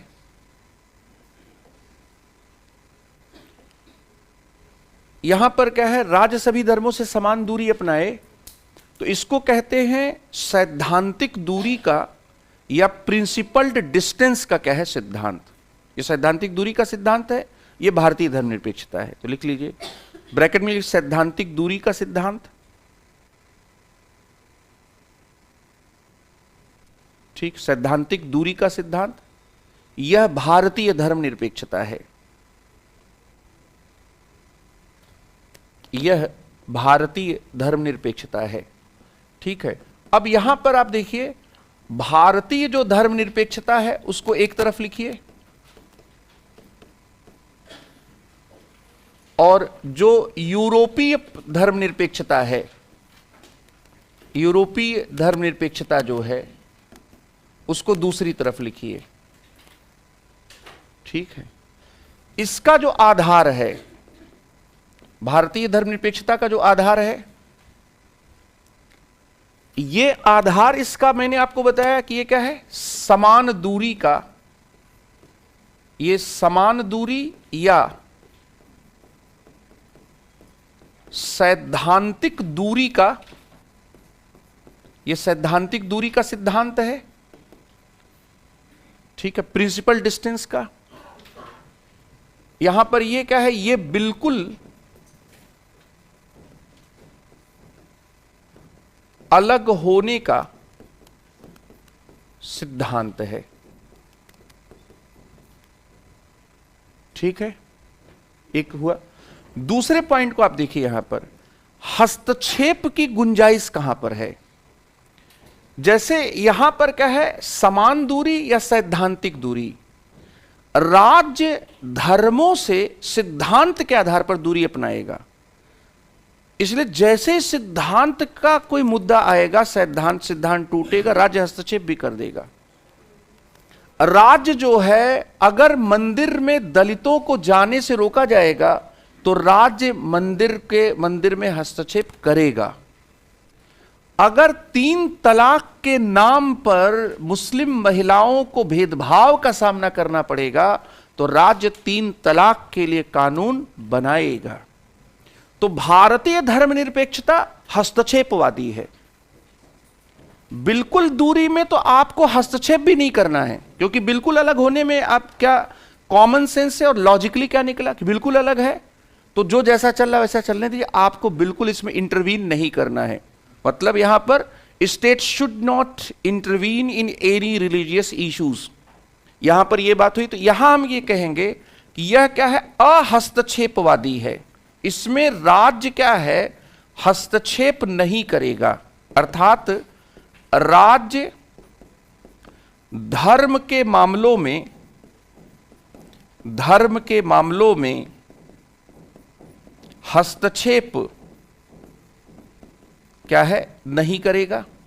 ठीक है, यहां पर क्या है कि राज्य हस्तक्षेप करेगा, शांति के लिए करेगा, बराबरी के लिए करेगा। स्त्री पुरुष में बराबरी हो, सभी धर्मों की स्त्रियों में बराबरी हो, एक धर्म की स्त्री 3 तलाक की वजह से भेदभाव का सामना कर रही हो, ये नहीं। तो यहां पर क्या, राज्य हस्तक्षेप कर सकता है और वो सकारात्मक रूप में चीजों को बढ़ाने की भी कोशिश कर सकता है। मतलब वो धार्मिक आजादी को बढ़ाने के लिए क्या है, हाईवे बाकी लोगों के लिए बंद करा के शिवभक्त कांवड़ियों के लिए खोल देगा। ईद की नमाज अदा होगी तो पूरा रास्ता क्या हो जाएगा, रास्ते पर नमाज अदा की जा सकती है। तो राज्य ने दोनों धर्मों की आजादियों को क्या किया, बढ़ाया कि आनंद लो, धार्मिक आजादी का भारत है ये, एकदम पॉजिटिव सेकुलरिज्म का आनंद लो। इसलिए आप देखिए सिर फुटौल की नौबत यहां पर है। और आप जब प्रशासन में जाएंगे 3 तरह के मामले आपको सबसे ज्यादा परेशान करेंगे। एक तो संपत्ति के मामले, दूसरा धर्म के मामले। जो नागरिक प्रशासन में जो एसडीएम वगैरह होते हैं उनको सबसे ज्यादा दुखी इसी 2 प्रकार के मामले क्या है करते हैं। ठीक है, तो ये हुआ राज्य हस्तक्षेप क्या है कर सकता है। भारतीय धर्मनिरपेक्षता की चुनौती क्या है, भारतीय धर्मनिरपेक्षता की चुनौती ये थी कि राज्य जो है वो सभी धर्मों से समान व्यवहार करे। यहां पर क्या था, यूरोप का इतिहास उठाकर आप देखेंगे पोप और राजा में लड़ाइयां हुई हैं अधिकारों के लिए। तुम बड़े कि हम बड़े वाला विमर्श रहा है वहां पर। यहां क्या है आप ये देखेंगे, और ये विमर्श कैसे खत्म हुआ, दो तलवारों का सिद्धांत आया कि राजा लौकिक मामले में बड़ा है और पोप जो है अलौकिक मामले में। दुनियावी मामले राजा के जिम्मे और धार्मिक मामले पोप के जिम्मे। तो इसका फैसला तो ये हुआ। तो यहां पर क्या हुआ कि राजा और पोप के संघर्ष की देन है ये, यहां की धर्मनिरपेक्षता। राजा और पोप का जो संघर्ष है उस संघर्ष की ये देन है। यहां पर क्या है, राज्य के धर्मों के बीच समानता और निष्पक्षता की मांग की देन है।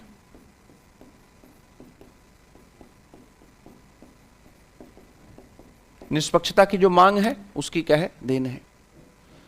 तो ये दोनों तीन में क्या है, डिफरेंस हो गया। ठीक है, राज्य समर्थित समाज सुधार की गुंजाइश किसमें है, इसमें है। राज्य समर्थित समाज सुधार की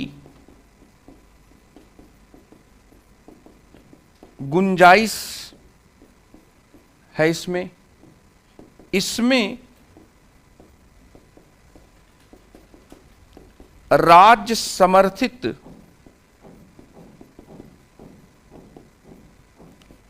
समाज सुधार की गुंजाइश नहीं है।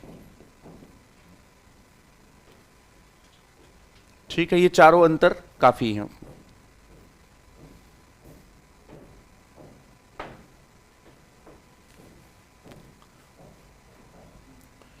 ठीक है, इंपॉर्टेंट है, ये पूछ सकता है।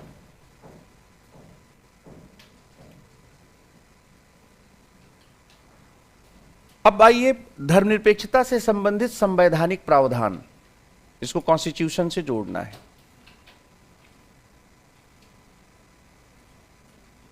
धर्मनिरपेक्षता से संबंधित संवैधानिक जो प्रावधान हैं वह क्या है। प्रस्तावना में आप जानते होंगे कि मूल रूप से धर्मनिरपेक्षता शब्द उल्लेख नहीं था। 42वें संविधान संशोधन के द्वारा क्या है, यह जोड़ा गया। लेकिन धर्मनिरपेक्षता के प्रावधान भारत के संविधान में पहले से थे, उससे केवल बल क्या है, बढ़ गया। तो आप लिखिए यहां पर प्रावधान में पहला अनुच्छेद 14, अनुच्छेद 14 सीधे सीधे पॉइंट्स में लिखिए। आर्टिकल 14 सरल भाषा में लिखाऊं या बिल्कुल संवैधानिक भाषा में लिखा दूं?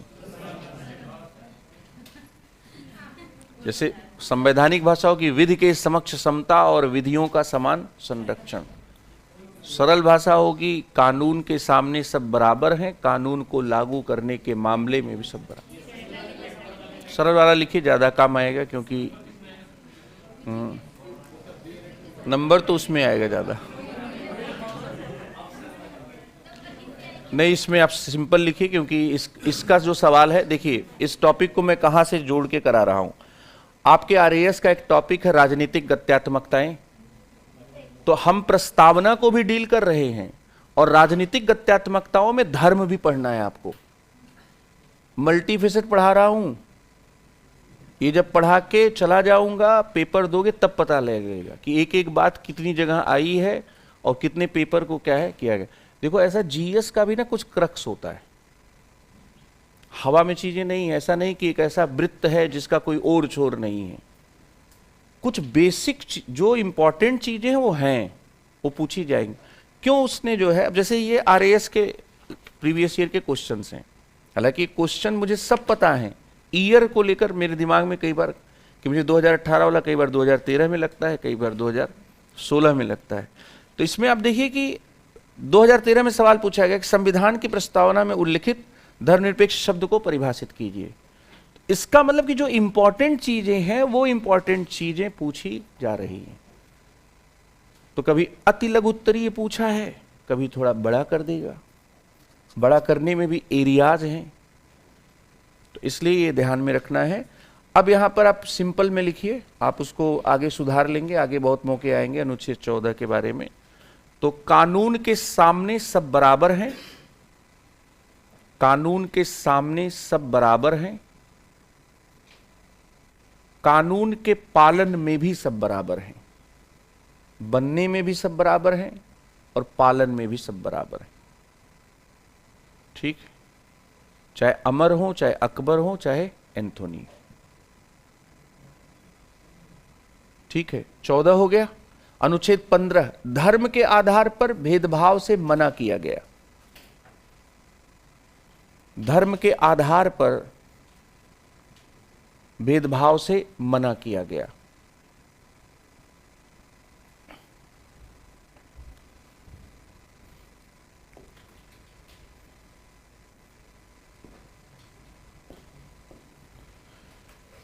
ठीक है, तो आपने आर्टिकल 14 लिख लिया, ये हो गया भेदभाव से मना किया गया। 16 लिखिए, अनुच्छेद 16, अनुच्छेद 16, सरकारी नौकरी में अवसर की समानता। सरकारी नौकरी में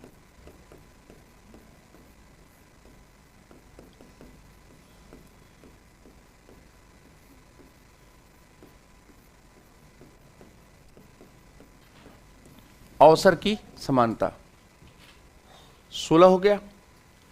अब सीधे आते हैं अनुच्छेद 25 पर। कानून के सामने सब बराबर हैं, मतलब कानून के बनने में भी सब बराबर हैं। इस निंदा कानून जब बनेगा ना, तो बनते समय ही लोग गैर बराबर हो जाएंगे। एक है पुलिस लागू करने में गैर बराबर कर दे, एक होता है क्या है कि जब हम इंप्लीमेंटेशन करें उस समय गैर बराबर हो जाए। तो ब्लेस्फेमी एक्ट जब बनेगा तो उसने कह दिया कि हिंदू, मुस्लिम, सिख, ईसाई के लिए अलग अलग क्या दंड होगा। तो कानून के सामने सब बराबर हैं, और इसके साथ ही क्या है, कानून लागू होने वाला पॉइंट आपने लिख लिया। 25 में देखिए क्या है, 4 प्रकार के अधिकार हमें मिलते हैं। 25 जो है, चाहे तो आप ऐसे भी लिख सकते हैं। एक है कि आपको अंतःकरण की जो स्वतंत्रता का अधिकार है वो मिलता है। दूसरा, किसी भी धर्म को मानने का अधिकार आपको मिलता है।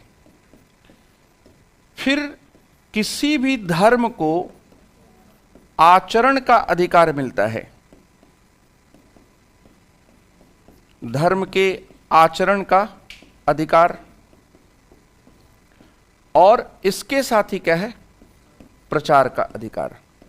तो कम से कम ये 4 शब्द तो याद ही रहना चाहिए, अंतःकरण, धर्म को मानना, आचरण का, प्रोफेस करना, और प्रोपोगेशन का अधिकार, प्रमोशन का अधिकार। लेकिन धर्मांतरण का अधिकार नहीं है इसमें। 4 हो गए।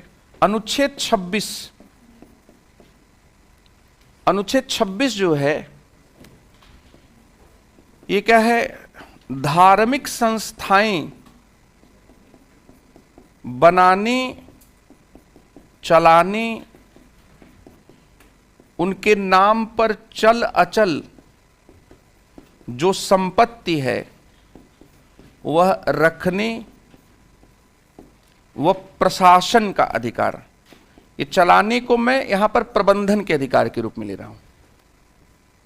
धार्मिक संस्थाओं को बनाने, चलाने, चल अचल संपत्ति रखने और उनके प्रशासन का अधिकार। अनुच्छेद 27, धर्म विशेष की वृद्धि के लिए कर लेने से रोक क्या है, लगाई गई। ठीक है। अनुच्छेद 28, अनुच्छेद जो 28 है, तो पूरी तरह से राजकीय शिक्षा संस्थाएं, राजकीय शिक्षा संस्थाओं में धार्मिक शिक्षा नहीं दी जा सकती।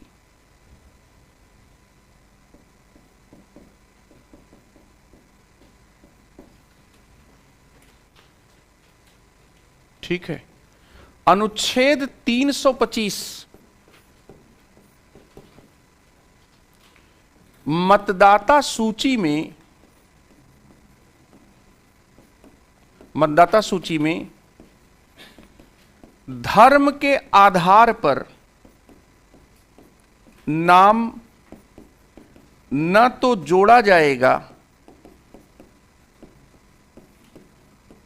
न हटाया जाएगा।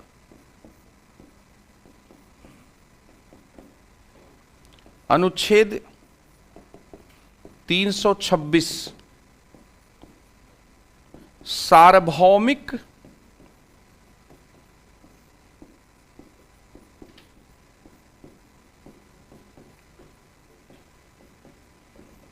वयस्क मताधिकार। सार्वभौमिक क्या है? वयस्क मताधिकार।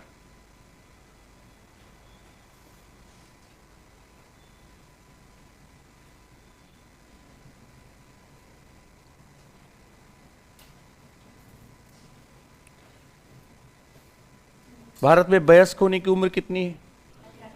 18 साल। सार्वभौमिक का क्या मतलब है? सभी को है। तो चाहे अमर हो, अकबर हो, एंथोनी हो, कोई फर्क नहीं पड़ता। धर्म के आधार पर राजनीतिक जो तो ये हुआ, यहां तक क्लियर हुआ। इसको थोड़ा सा यहां पर बता देता हूं।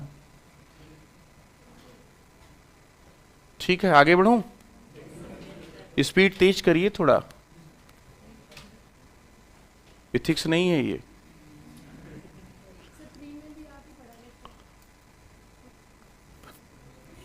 अभी तो जो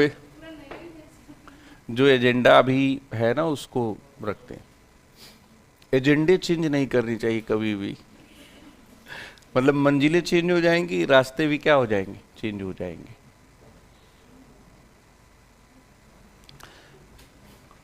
अब इसमें यहां पर क्या है ये देखते हैं। अच्छा, ये पूछा जा सकता है धर्मनिरपेक्षता से संबंधित 3 प्रावधानों को बताइए, 2 प्रावधानों को बताइए, पूरे प्रावधानों को बता दीजिए। आरपीएससी है, उसकी महिमा है अपनी, उसकी महिमा में कोई कमी नहीं। प्रश्न तो उसके पास क्या कुछ भी बन सकते हैं। ये हुआ। अब इसमें क्या है, इसको मैं थोड़ा एक्सप्लेन आपको कर रहा हूं ताकि आगे फंडामेंटल राइट्स में हमारा समय क्या है वहां पर बहुत कम लगे। ठीक है, भारतीय संविधान पहले समझिए, फिर जैसे बना रहा हूं वैसे बना लीजिएगा, आगे जीवन भर काम आएगा। ठीक है, जब जाएंगे आप सिलेक्ट हो जाएंगे तो भी उस समय ज्यादा काम आएगा व्यवहार में। भारतीय संविधान का अनुच्छेद 28 जो है, इसको अगर हम लोग शीर्ष कहें तो हमारे यहां 2 प्रकार की शिक्षा संस्थाएं होती हैं, सरकारी शिक्षा संस्थाएं और इसके साथ ही क्या है, प्राइवेट शिक्षा संस्थाएं। ठीक है, सरकारी शिक्षा संस्थाएं अब 2 प्रकार की हो जाएंगी। पहला, सरकार ने बनाया, अभी क्या है सिंपल भाषा का यूज कर रहा हूं, फिर कॉन्स्टिट्यूशनल लैंग्वेज बताऊंगा। सरकार ने बनाया, सरकार ही चला रही है। मतलब स्कूल कॉलेज जो भी है वो सरकार चला रही है। उदाहरण दीजिए कोई नवोदय विद्यालय, केंद्रीय विद्यालय, ठीक है ना। तो एग्जाम्पल जो है यहां पर नवोदय, केंद्रीय, दिल्ली यूनिवर्सिटी, जेएनयू, ठीक है, जयनारायण व्यास यूनिवर्सिटी, राजस्थान विश्वविद्यालय, ये सब क्या है, सरकार ने बनाया, सरकार चला रही। दूसरा, सरकार ने नहीं बनाया, किसी और ने बनाया? सरकार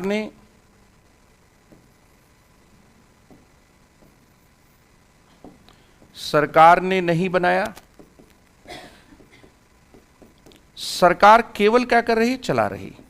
उदाहरण कोई भी दीजिए। डीएवी का क्या हालचाल है? दयानंद एंग्लो वैदिक किसने बनाया? आर्य समाज ने बनाया, महात्मा हंसराज की प्रेरणा से बना। अब डीएवी एक ट्रस्ट है, सरकार ने नहीं बनाया, लेकिन अब उसको सरकार ही क्या कर रही है? चला रही है। तो यहां पर क्या है, जैसे एग्जाम्पल में क्या है, डीएवी को ले लेता हूं, दयानंद एंग्लो वैदिक। प्राइवेट शिक्षा संस्थानों का हालचाल लेते हैं। पहला, मान्यता प्राप्त, केवल मान्यता प्राप्त, सहायता इनको नहीं लेनी। मान्यता प्राप्त DPS, Delhi public school, Mathura road. पैसा नहीं चाहिए, पैसा उसके पास भरपूर है, आप केवल सीबीएसई का एफिलिएशन दो, बस बच्चे वो जुटा लेगा। दूसरा, मान्यता के साथ सहायता भी चाहिए।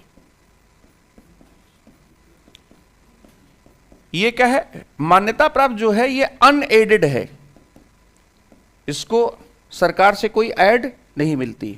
और ये क्या है भाई? सीबीएसई से ही तो यहां पर क्या है, बोर्ड का एफिलिएशन होगा या स्टेट बोर्ड होगा, सीबीएसई होगा, सबके लिए ना उसको। इसलिए तो डीपीएस हटा दे। मथुरा रोड क्या जयपुर कर लो आप, डीपीएस जयपुर, ठीक है ना। तो मान्यता के साथ सहायता वाले जो है यहां पर,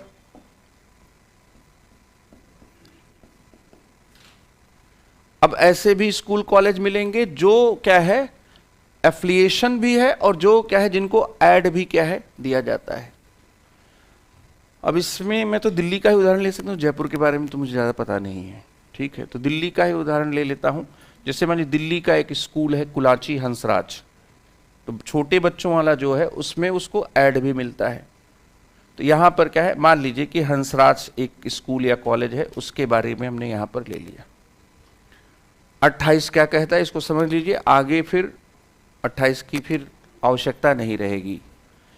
इसको 28 में कहा गया राज्य निधि द्वारा पूर्णतः पोषित, और ये राज्य द्वारा संचालित। तो राज्य निधि क्या है, ये हो गया राज्य निधि, अब कॉमन हो गया। ये क्या है, पूर्णतया पोषित है। ये क्या है, संचालित है।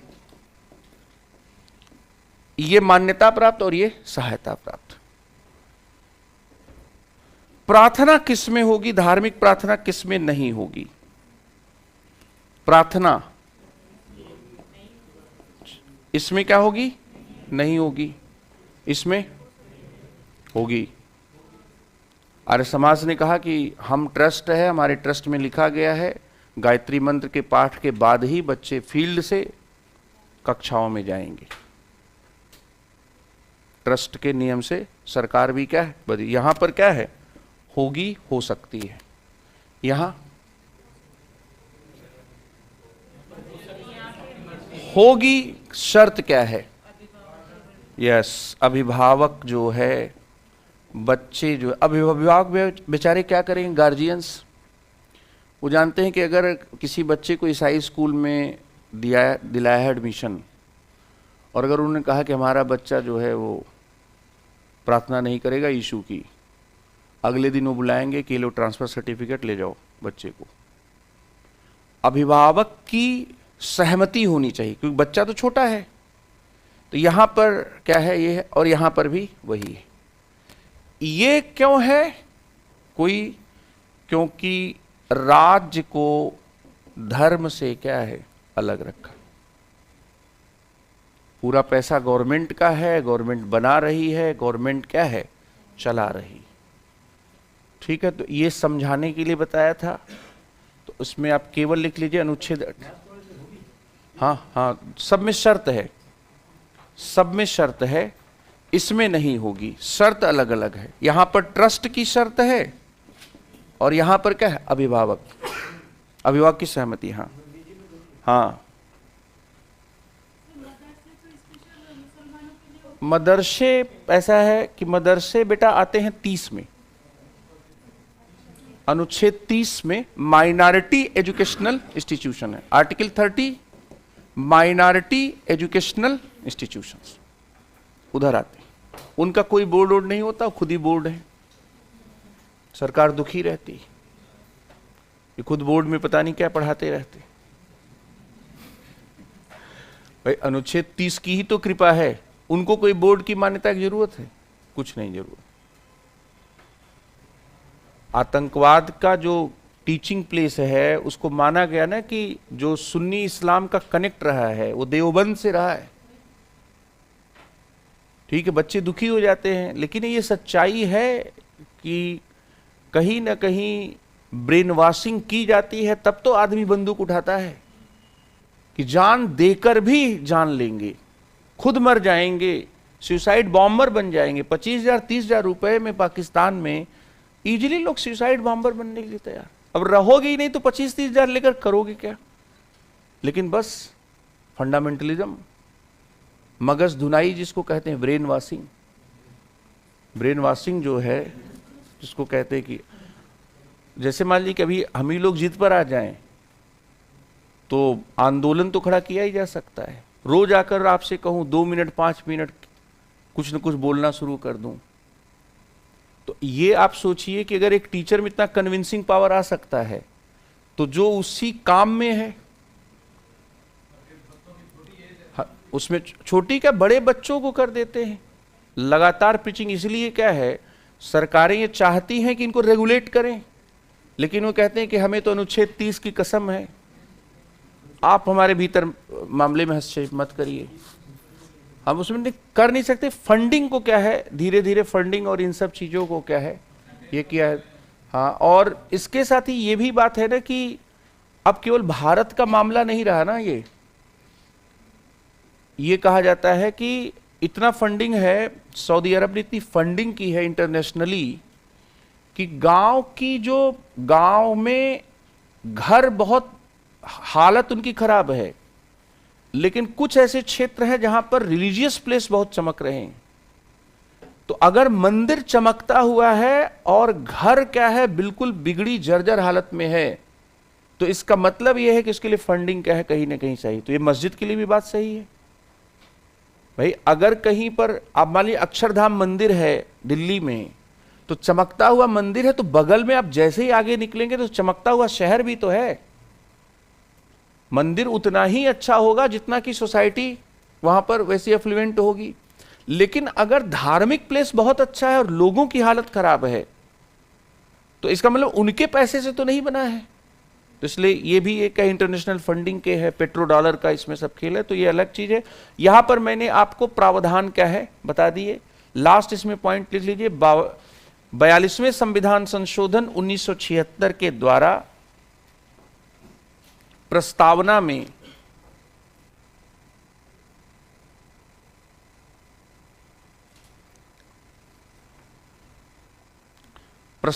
में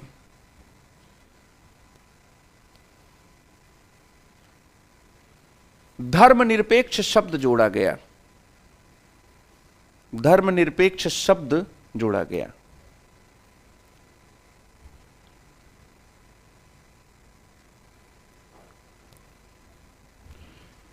ठीक है, अब अगले 2 शब्द हैं, यहां से भी प्रश्न आ सकते हैं। लोकतंत्रात्मक गणराज्य, जो लोकतंत्रात्मक है, तो मैं पहले इसमें गणराज्य को, रिपब्लिक को परिभाषित करता हूं। रिपब्लिक किसको कहते हैं? देखिए, इसको ऐसे समझिए कि जब हम किसी स्टेट की बात करते हैं तो स्टेट के क्या होते हैं, हेड होते हैं। एक होता है हेड ऑफ द स्टेट, एक हेड ऑफ द स्टेट होता है। दूसरा होता है हेड ऑफ द गवर्नमेंट।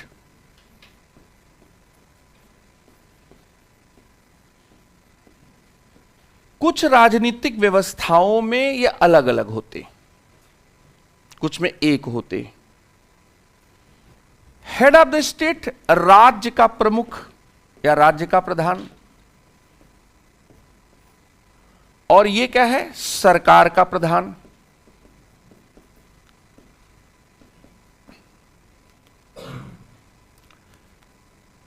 अब इसमें इसके साथ ही राज्य जो है वो कई तरह के होते हैं। राजतंत्र होता है, कुलीन तंत्र या एरिस्टोक्रेसी होती है, लोकतंत्र होता है, एक धर्मतंत्र भी होता है। ठीक है। राजतंत्र में एक व्यक्ति क्या है, शासक होगा, राजा होगा। तो राजा जो है वो क्या है, हेड ऑफ द स्टेट भी है और राजा हेड ऑफ द गवर्नमेंट भी है। ठीक है, ये हुआ। राजतंत्र में सब वही है, राजा है। राजा कार्यपालिका, राजा विधायिका, राजा न्यायपालिका। कैसे? राजा के मुंह से निकले हुए शब्द ही कानून है, राजा विधायिका। राजा का दरबार ही सबसे बड़ी अदालत है, राजा न्यायपालिका। राजा ने रात को, दिन में, सुबह कभी भी बाजार का जाकर निरीक्षण किया। राजा ने मंत्रियों की नियुक्ति की, राजा कार्यपालिका। नियुक्ति, निरीक्षण, ये सब क्या है, कार्यपालिका की शक्तियां हैं। तो वहां पर तो विधायिका, कार्यपालिका, न्यायपालिका सब वही है, और राजा इसलिए सरकार भी है। राजा क्या है, सरकार भी है। राजा रानी से झगड़ा करके आया दरबार में, पहला फरियादी जो आया न्याय में, उसका झगड़ा उतर गया। इसलिए लोगों ने समझाया कि पावर बांट दो। पावर अगर एक आदमी के पास रहेगा तो पावर का क्या है, मिसयूज या एब्यूज हो सकता है। मॉन्टेस्क्यू ने कहा कि समझा रहा हूं, समझा कर जा रहा हूं, शक्तियों का पृथक्करण कर देना। एक आदमी के भीतर सारी कार्यपालिका, विधायिका, न्यायपालिका शक्तियां रखोगे, जीवन दुखी हो जाएगा। सबसे बड़ा खतरा तो आजादी के लिए होगा। सरल भाषा में जो बात कह रहा हूं उसका मतलब क्या है कि शक्तियों के पृथक्करण का सिद्धांत क्यों प्रतिपादित किया गया, स्वतंत्रता के लिए। मैंने आपको पहले भी बताया कि ताकत और आजादी दोनों के बीच में 36 का आंकड़ा होता है। बहुत ज्यादा ताकतवर व्यक्ति आपकी आजादी को कभी भी क्या है, छीन सकता है। इसलिए ताकत को बांटा जाता है, ताकत को नियंत्रित किया जाता है। तो ये हुआ। तो राजतंत्र में राजा, राज्य का सब कुछ है, सरकार का भी सब कुछ है।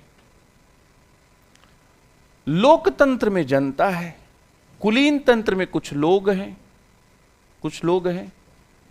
और राजतंत्र में चुनाव तो होता नहीं।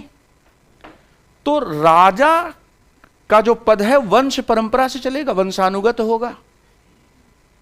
तो इसका मतलब है कि वहां पर राज्य का जो प्रमुख है वो चुना नहीं जाएगा। लेकिन अगर राज्य का प्रमुख निर्वाचित हो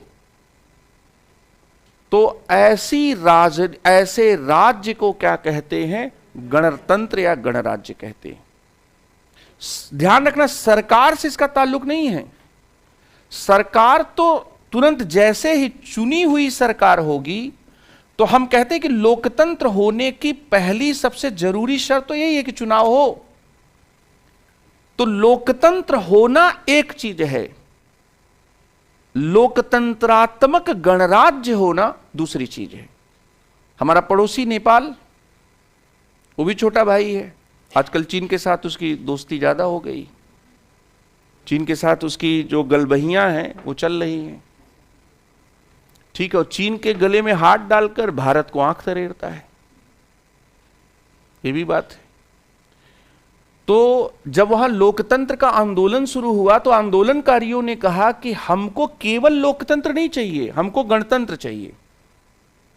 हम पूरा राजतंत्र को ही नकारेंगे। तो लोकतंत्र केवल चुनी हुई सरकार से भी स्थापित हो जाता है, लेकिन गणतंत्र जब राज्य का प्रमुख भी चुना जाता है तो स्थापित होता है। इसलिए गणराज्य उसे कहते हैं जहां राज्य का प्रमुख निर्वाचित होता है। फायदा क्या होता है? जब राज्य का प्रमुख निर्वाचित होगा तो किसी समय ऐसा भी हो सकता है किसी सरकार का विश्वास, उसने विश्वास मत गवा दिया हो, सरकार ने विश्वास मत गवा दिया हो, टेक्निकली सरकार के पास जनमत हो ही ना, बहुमत ना हो, इसके बावजूद भी एक पद ऐसा होगा जहां पर वैध ढंग से चुना हुआ लोकतांत्रिक व्यक्ति क्या है। इसलिए केवल लोकतंत्रों की तुलना में जो गणतंत्र होते हैं वो अपने सभी पदों पर क्या है, लोकतांत्रिक सिद्धांतों का क्या करते, समावेश करते हैं। अमेरिका एक विशुद्ध गणतंत्रवादी देश रहा, ब्रिटेन नहीं है। ब्रिटेन में महारानी है जो राज्य की मुखिया है, तो ब्रिटेन गणतंत्र नहीं है लेकिन वो लोकतंत्र का क्या है, उदाहरण है। तो यहां पर ये पॉइंट है, रिपब्लिक के संदर्भ में यही पॉइंट आपको क्या है, लिखना है। तो लिख लीजिए कि जब राज्य का प्रमुख वंश परंपरा से न आकर, वंश परंपरा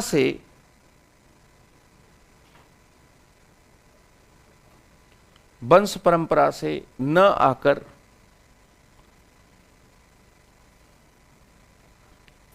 चुना जाता है,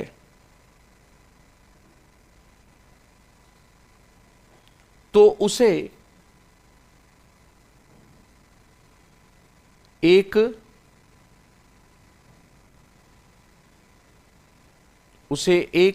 गणतंत्र या गणराज्य कहते हैं।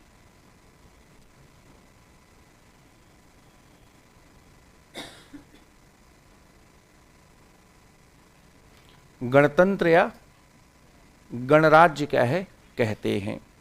भारत एक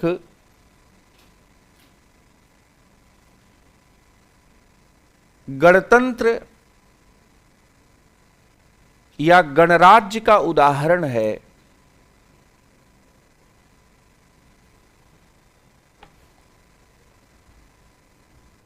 गणतंत्र या गणराज्य का उदाहरण है क्योंकि भारत के राष्ट्रपति राज्य के प्रमुख हैं। भारत के राष्ट्रपति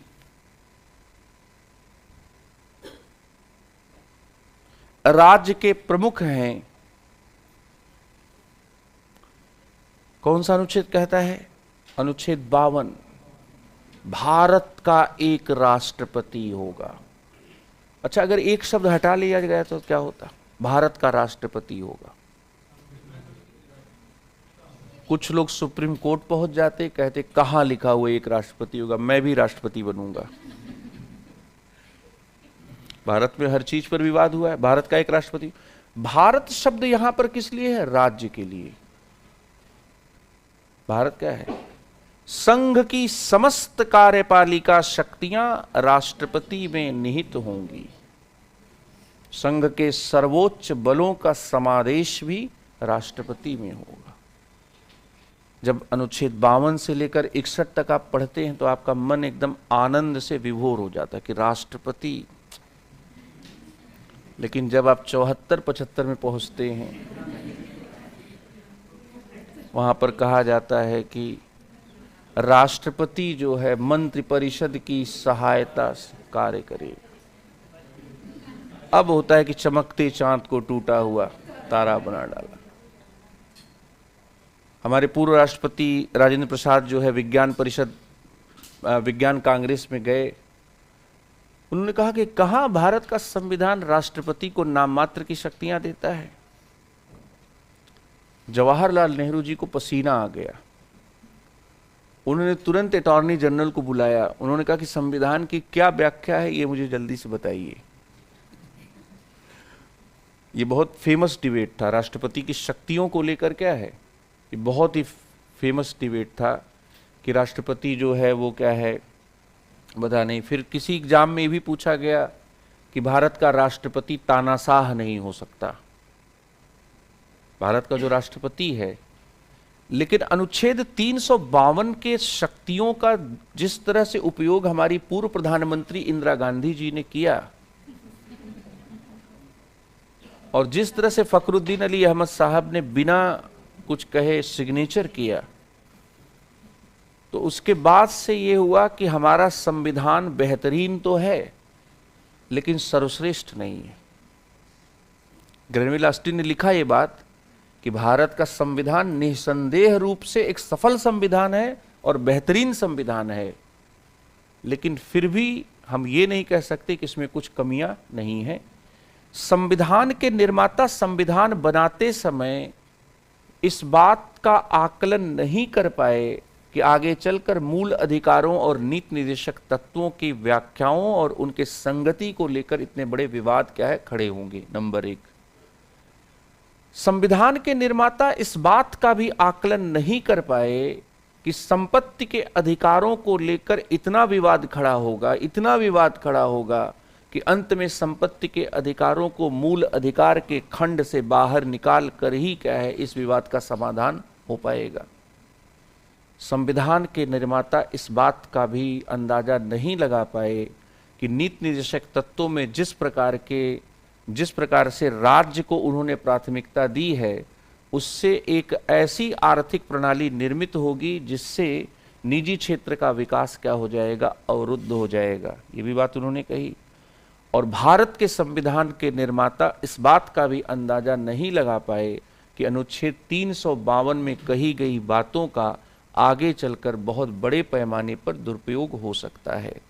भारत के संविधान निर्माता इस बात को भी अंदाजा नहीं लगा पाए कि अनुच्छेद 356 में बताए दिए गए प्रावधानों का अंधाधुंध क्या होगा, दुरुपयोग होगा। ये है। अब इसमें क्या है कि गणराज्य में क्या है, राष्ट्रपति जो है भारत का क्या होता है, निर्वाचित। भारत का एक राष्ट्रपति होगा और फिर राष्ट्रपति का एक निर्वाचन मंडल भी बताया गया संविधान में। भारत में प्रधानमंत्री जो है वो सरकार का प्रमुख है और राष्ट्रपति जो है। अब यहां पर क्या संसदीय और अध्यक्षीय प्रणाली से गणराज्य के ऊपर कोई फर्क पड़ता है? नहीं। अमेरिका जो है तो अमेरिका का राष्ट्रपति वहां के राज्य का प्रमुख है और वह भी क्या होता है, निर्वाचित होता है। इसलिए इस परिभाषा के अनुसार अमेरिका भी क्या हो गया, यहां पर क्या हुआ, भी गणराज्य हो गया। लेकिन ब्रिटेन नहीं है, जापान क्या है, नहीं है। तो लिख लीजिए यहां पर, जहां ब्रिटेन और जापान जैसे देश लोकतंत्र तो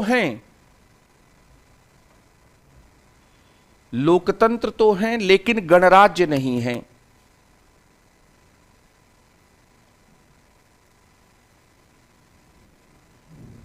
गणराज्य नहीं है।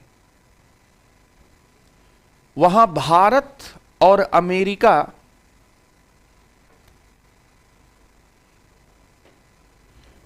लोकतंत्र और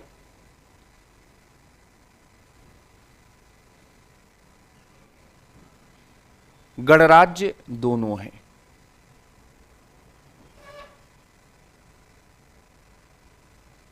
अच्छा देखिए, अमेरिका में तो क्या पॉलिटिकल पार्टीज भी इस सेंस से क्या संचालित है, रिपब्लिकन डेमोक्रेट।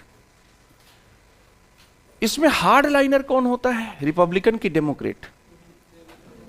डेमोक्रेट थोड़ा उदार होते, रिपब्लिकन बहुत कट्टर होते। रिपब्लिकन अपेक्षाकृत क्या होते हैं, क्योंकि वो कहते हैं कि डेमोक्रेटिक जो एलिमेंट है हर पॉइंट पर हो। राज्य के सबसे बड़े पद को भी आप कह रहे हैं कि वो भी डेमोक्रेटिक क्या है, रूप से क्या है, चुना जाए, वो भी निर्वाचित क्या है हो। केवल सरकार के संदर्भ में क्या हम ये बात क्या है नहीं करेंगे। तो ये हुआ लोकतंत्र। गणराज्य के साथ यहां पर मैंने लोकतंत्रात्मक आयाम को भी क्या है बता दिया। 2018 के RAS में एक सवाल पूछा गया, उद्देश्य प्रस्ताव में प्रत्याभूत स्वतंत्रता के क्षेत्र का उल्लेख कीजिए। इतना अच्छा सवाल है ये कि जब आप पढ़ते हैं यहां पर, जब आप प्रस्तावना पढ़ते हैं भारतीय संविधान की, तो आप पढ़ते हैं सामाजिक, आर्थिक और राजनीतिक न्याय। फिर आप पढ़ते हैं प्रतिष्ठा और अवसर की समानता, फिर विचार, विश्वास, धर्म, उपासना और विश्वास। अभिव्यक्ति की विचार, अभिव्यक्ति, विश्वास, धर्म और उपासना। विचार और अभिव्यक्ति की स्वतंत्रता क्या है? नागरिक स्वतंत्रता है। जब आप संयुक्त राष्ट्र संघ के दस्तावेजों में मानव अधिकारों का अध्ययन करते हैं तो वहां पर अधिकारों के 5 प्रकार दिए जाते हैं: नागरिक अधिकार, राजनीतिक अधिकार, सामाजिक अधिकार, आर्थिक अधिकार और सांस्कृतिक अधिकार। अब सवाल उठता है कि नागरिक और राजनीतिक में क्या फर्क होता है? अगर हम अधिकारों के 2 दायरे कर रहे हैं कि भाई कुछ अधिकार नागरिक होते हैं और कुछ अधिकार क्या होते हैं? राजनीतिक होते हैं, तो नागरिक अधिकारों से हमारा क्या आशय होता है? Which pertains to our private life is called civil. नागरिक क्या? जैसे आप देखिए कि जो पुराने शहर जो अंग्रेजों ने बसाए, तो उनमें से कुछ शहरों में क्या है? सिविल लाइंस भी है। सिविल लाइंस होने का मतलब है कि वहां पर एक कैंटोनमेंट का एरिया है जहां सेना के भी कुछ इस्टेब्लिशमेंट हैं। जब आप किसी शहर के किसी इलाके का ये नाम रखते हो कि सिविल लाइंस है, इसका मतलब कि वहां पर सैनिक छावनी भी क्या है। तब ये लॉजिक क्या है बनता है। तो सिविल शब्द को हम कई बार कंट्रास्ट में यूज करते हैं। जैसे हमने अभी आपको क्वेश्चन लिखा है कि सिविल सेवा और लोक सेवा में क्या फर्क है, तो मैंने कहा लोक सेवा में तो सब आ जाते हैं, लेकिन सिविल सेवा में सैन्य और न्यायपालिका के नहीं आते हैं। ठीक है, तो सिविल को इस तरह से, सिविल के संदर्भ में कि जब हम कहते हैं कि हमारे जीवन की नागरिक आजादियां, तो नागरिक आजादियां राजनीतिक आजादियों से भिन्न होती हैं। नागरिक आजादियां व्यक्ति के निजी जीवन के लिए भी जरूरी होती हैं। भारतीय संविधान का अनुच्छेद 19 हमें नागरिक आजादी कह देता है। भाषण और अभिव्यक्ति की स्वतंत्रता, सम्मेलन का अधिकार, संघ बनाने का अधिकार, कहीं भी आने जाने का अधिकार, बहुत ज्यादा अच्छा लग जाए तो वहां बस जाने का अधिकार, निवास करने का अधिकार, सब है हमारे पास। ठीक है, अस्त्र शस्त्र का व्यापार, किडनी, रैकेट वैकेट सब छोड़कर कोई भी आप पेशा, आजीविका, व्यापार, कारोबार आप कर सकते हैं। बस तीर्थ स्थलों पर जहां पर निषिद्ध है वहां पर अंडा, मांस, शराब वगैरह नहीं बेच सकते। ये सब राज्य ने कहा कि ये काम तुम, ये अधिकार क्या है? ये सब क्या है? नागरिक अधिकार हैं। क्या प्रस्तावना में नागरिक अधिकार, नागरिक स्वतंत्रता है? आप कहेंगे हाँ है। विचार और विश्वास, विचार और अभिव्यक्ति। ठीक है, विश्वास, धर्म, उपासना क्या है? धार्मिक स्वतंत्रता।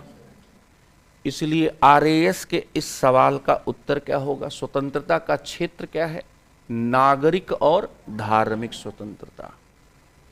राजनीतिक लिखा आपने या आपके मन में आया कि कुछ नहीं, वही 5 स्वतंत्रता पूछ रहा है? मैं लिख देता हूं इसका उत्तर कि भारतीय संविधान की प्रस्तावना में विचार, अभिव्यक्ति, विश्वास, धर्म और उपासना की 5 स्वतंत्रताएं मानी गई हैं। तो आपसे यह नहीं पूछा गया कि कितनी प्रकार की स्वतंत्रताएं क्या है उसमें उल्लेख की गई हैं। आपसे यह पूछा गया स्वतंत्रता के क्षेत्र का उल्लेख कीजिए। तो स्वतंत्रता का क्षेत्र क्या होगा? नागरिक। और इसका मतलब प्रश्नों पर ध्यान थोड़ा देना पड़ेगा। तो अब यहां पर एक तो स्वतंत्रता वाला ये जो डिबेट है, अब हमें न्याय पर जैसे क्या है, यहां पर आया जो पिछले साल का 2000 यहां स्वतंत्रता का इसके साथ ही आया था 2016 में जो सवाल है राजनीतिक या आर्थिक न्याय पर सवाल आ गया था। इसमें शायद मिसिंग है वो सवाल भी, मुझे याद है जो भी सवाल आया था कि जैसे आप राजनीतिक न्याय क्या है, इसका मतलब कि हमें इन शब्दों से भी क्या है परिचित होना चाहिए। अब इसमें मैं क्रम से चलता हूं, तो मैं क्रम से जब चलूंगा तो राजनीतिक, आर्थिक और सामाजिक न्याय। सामाजिक न्याय पर एक शब्द मैं नहीं बोलूंगा, बहुत बोल चुका मैं। अब राजनीतिक और आर्थिक न्याय पर क्या है आते हैं। जैसे यहां पर न्याय शब्द है तो इसमें बेसिक को भी थोड़ा सा देख लेते हैं, या इसमें थोड़ा कॉन्सेप्ट के संदर्भ में क्या है देख लेते हैं। जैसे आपसे यह भी तो पूछा जा सकता है कि स्वतंत्रता क्या होती है? स्वतंत्रता क्या है? आजादी क्या है? आप ये कहेंगे कि सर जो गुलामी नहीं है वही आजादी है। स्वतंत्रता को परिभाषित करिए।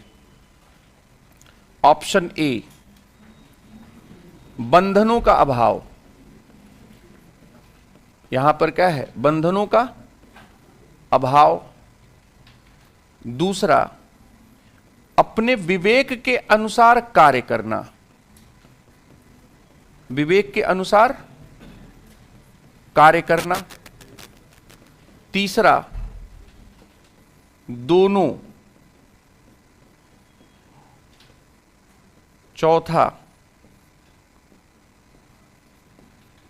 अपने मन से सभी काम करना। मैं चाहे ये करूं, मैं चाहे वो करूं, मेरी मर्जी। बताइए क्या है स्वतंत्रता? क्या है? विवेक के अनुसार काम करना ना। ठीक है, मैं बाहर ताला लगवाता हूं, अब विवेक के अनुसार काम करिए, आपको बाहर जाना है। ये स्वतंत्रता का नकारात्मक अर्थ है और ये क्या है? सकारात्मक। लिखिए, हम लोग क्रम से ही चलते हैं न्याय पर इस पे, क्योंकि समानता न्याय इनको डिस्कस। लिखिए, स्वतंत्रता। स्वतंत्रता, स्वतंत्रता शब्द का नकारात्मक और सकारात्मक दो अर्थों में प्रयोग करते हैं। दो अर्थों में प्रयोग करते हैं।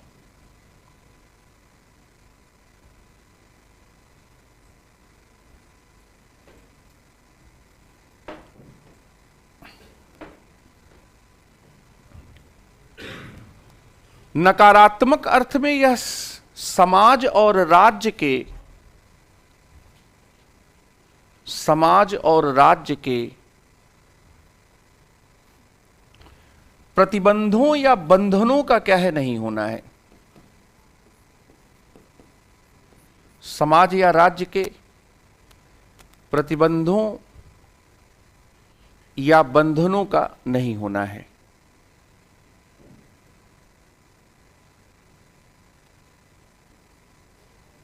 अच्छा, किसका रिस्ट्रिक्शन जो होता है वो ज्यादा खतरनाक होता है, राज्य का या समाज का?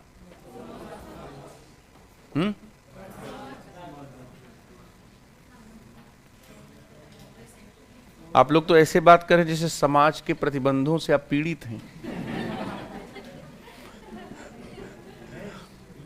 हाँ, नहीं, बात तो देखिए सही है कि समाज के प्रतिबंध क्या होते हैं? ज्यादा घातक होते हैं, ज्यादा खतरनाक होते हैं, ज्यादा नहीं होते हैं। ज्यादा कैसे नहीं होते? जैसे आपके ऊपर इस समय समाज के प्रतिबंध जो है सीमित है, मर्यादित। आपने आरएएस क्लियर किया, उसके बाद आपने कहा कि मैं आजीवन अविवाहित रहूंगा। अब पहले घर वाले, परिवार वाले, मोहल्ले वाले, रिश्तेदार, फिर बिना आपके कहे ही कुछ लोग कहें कुछ बात तो जरूर है, कुछ तो जरूर है।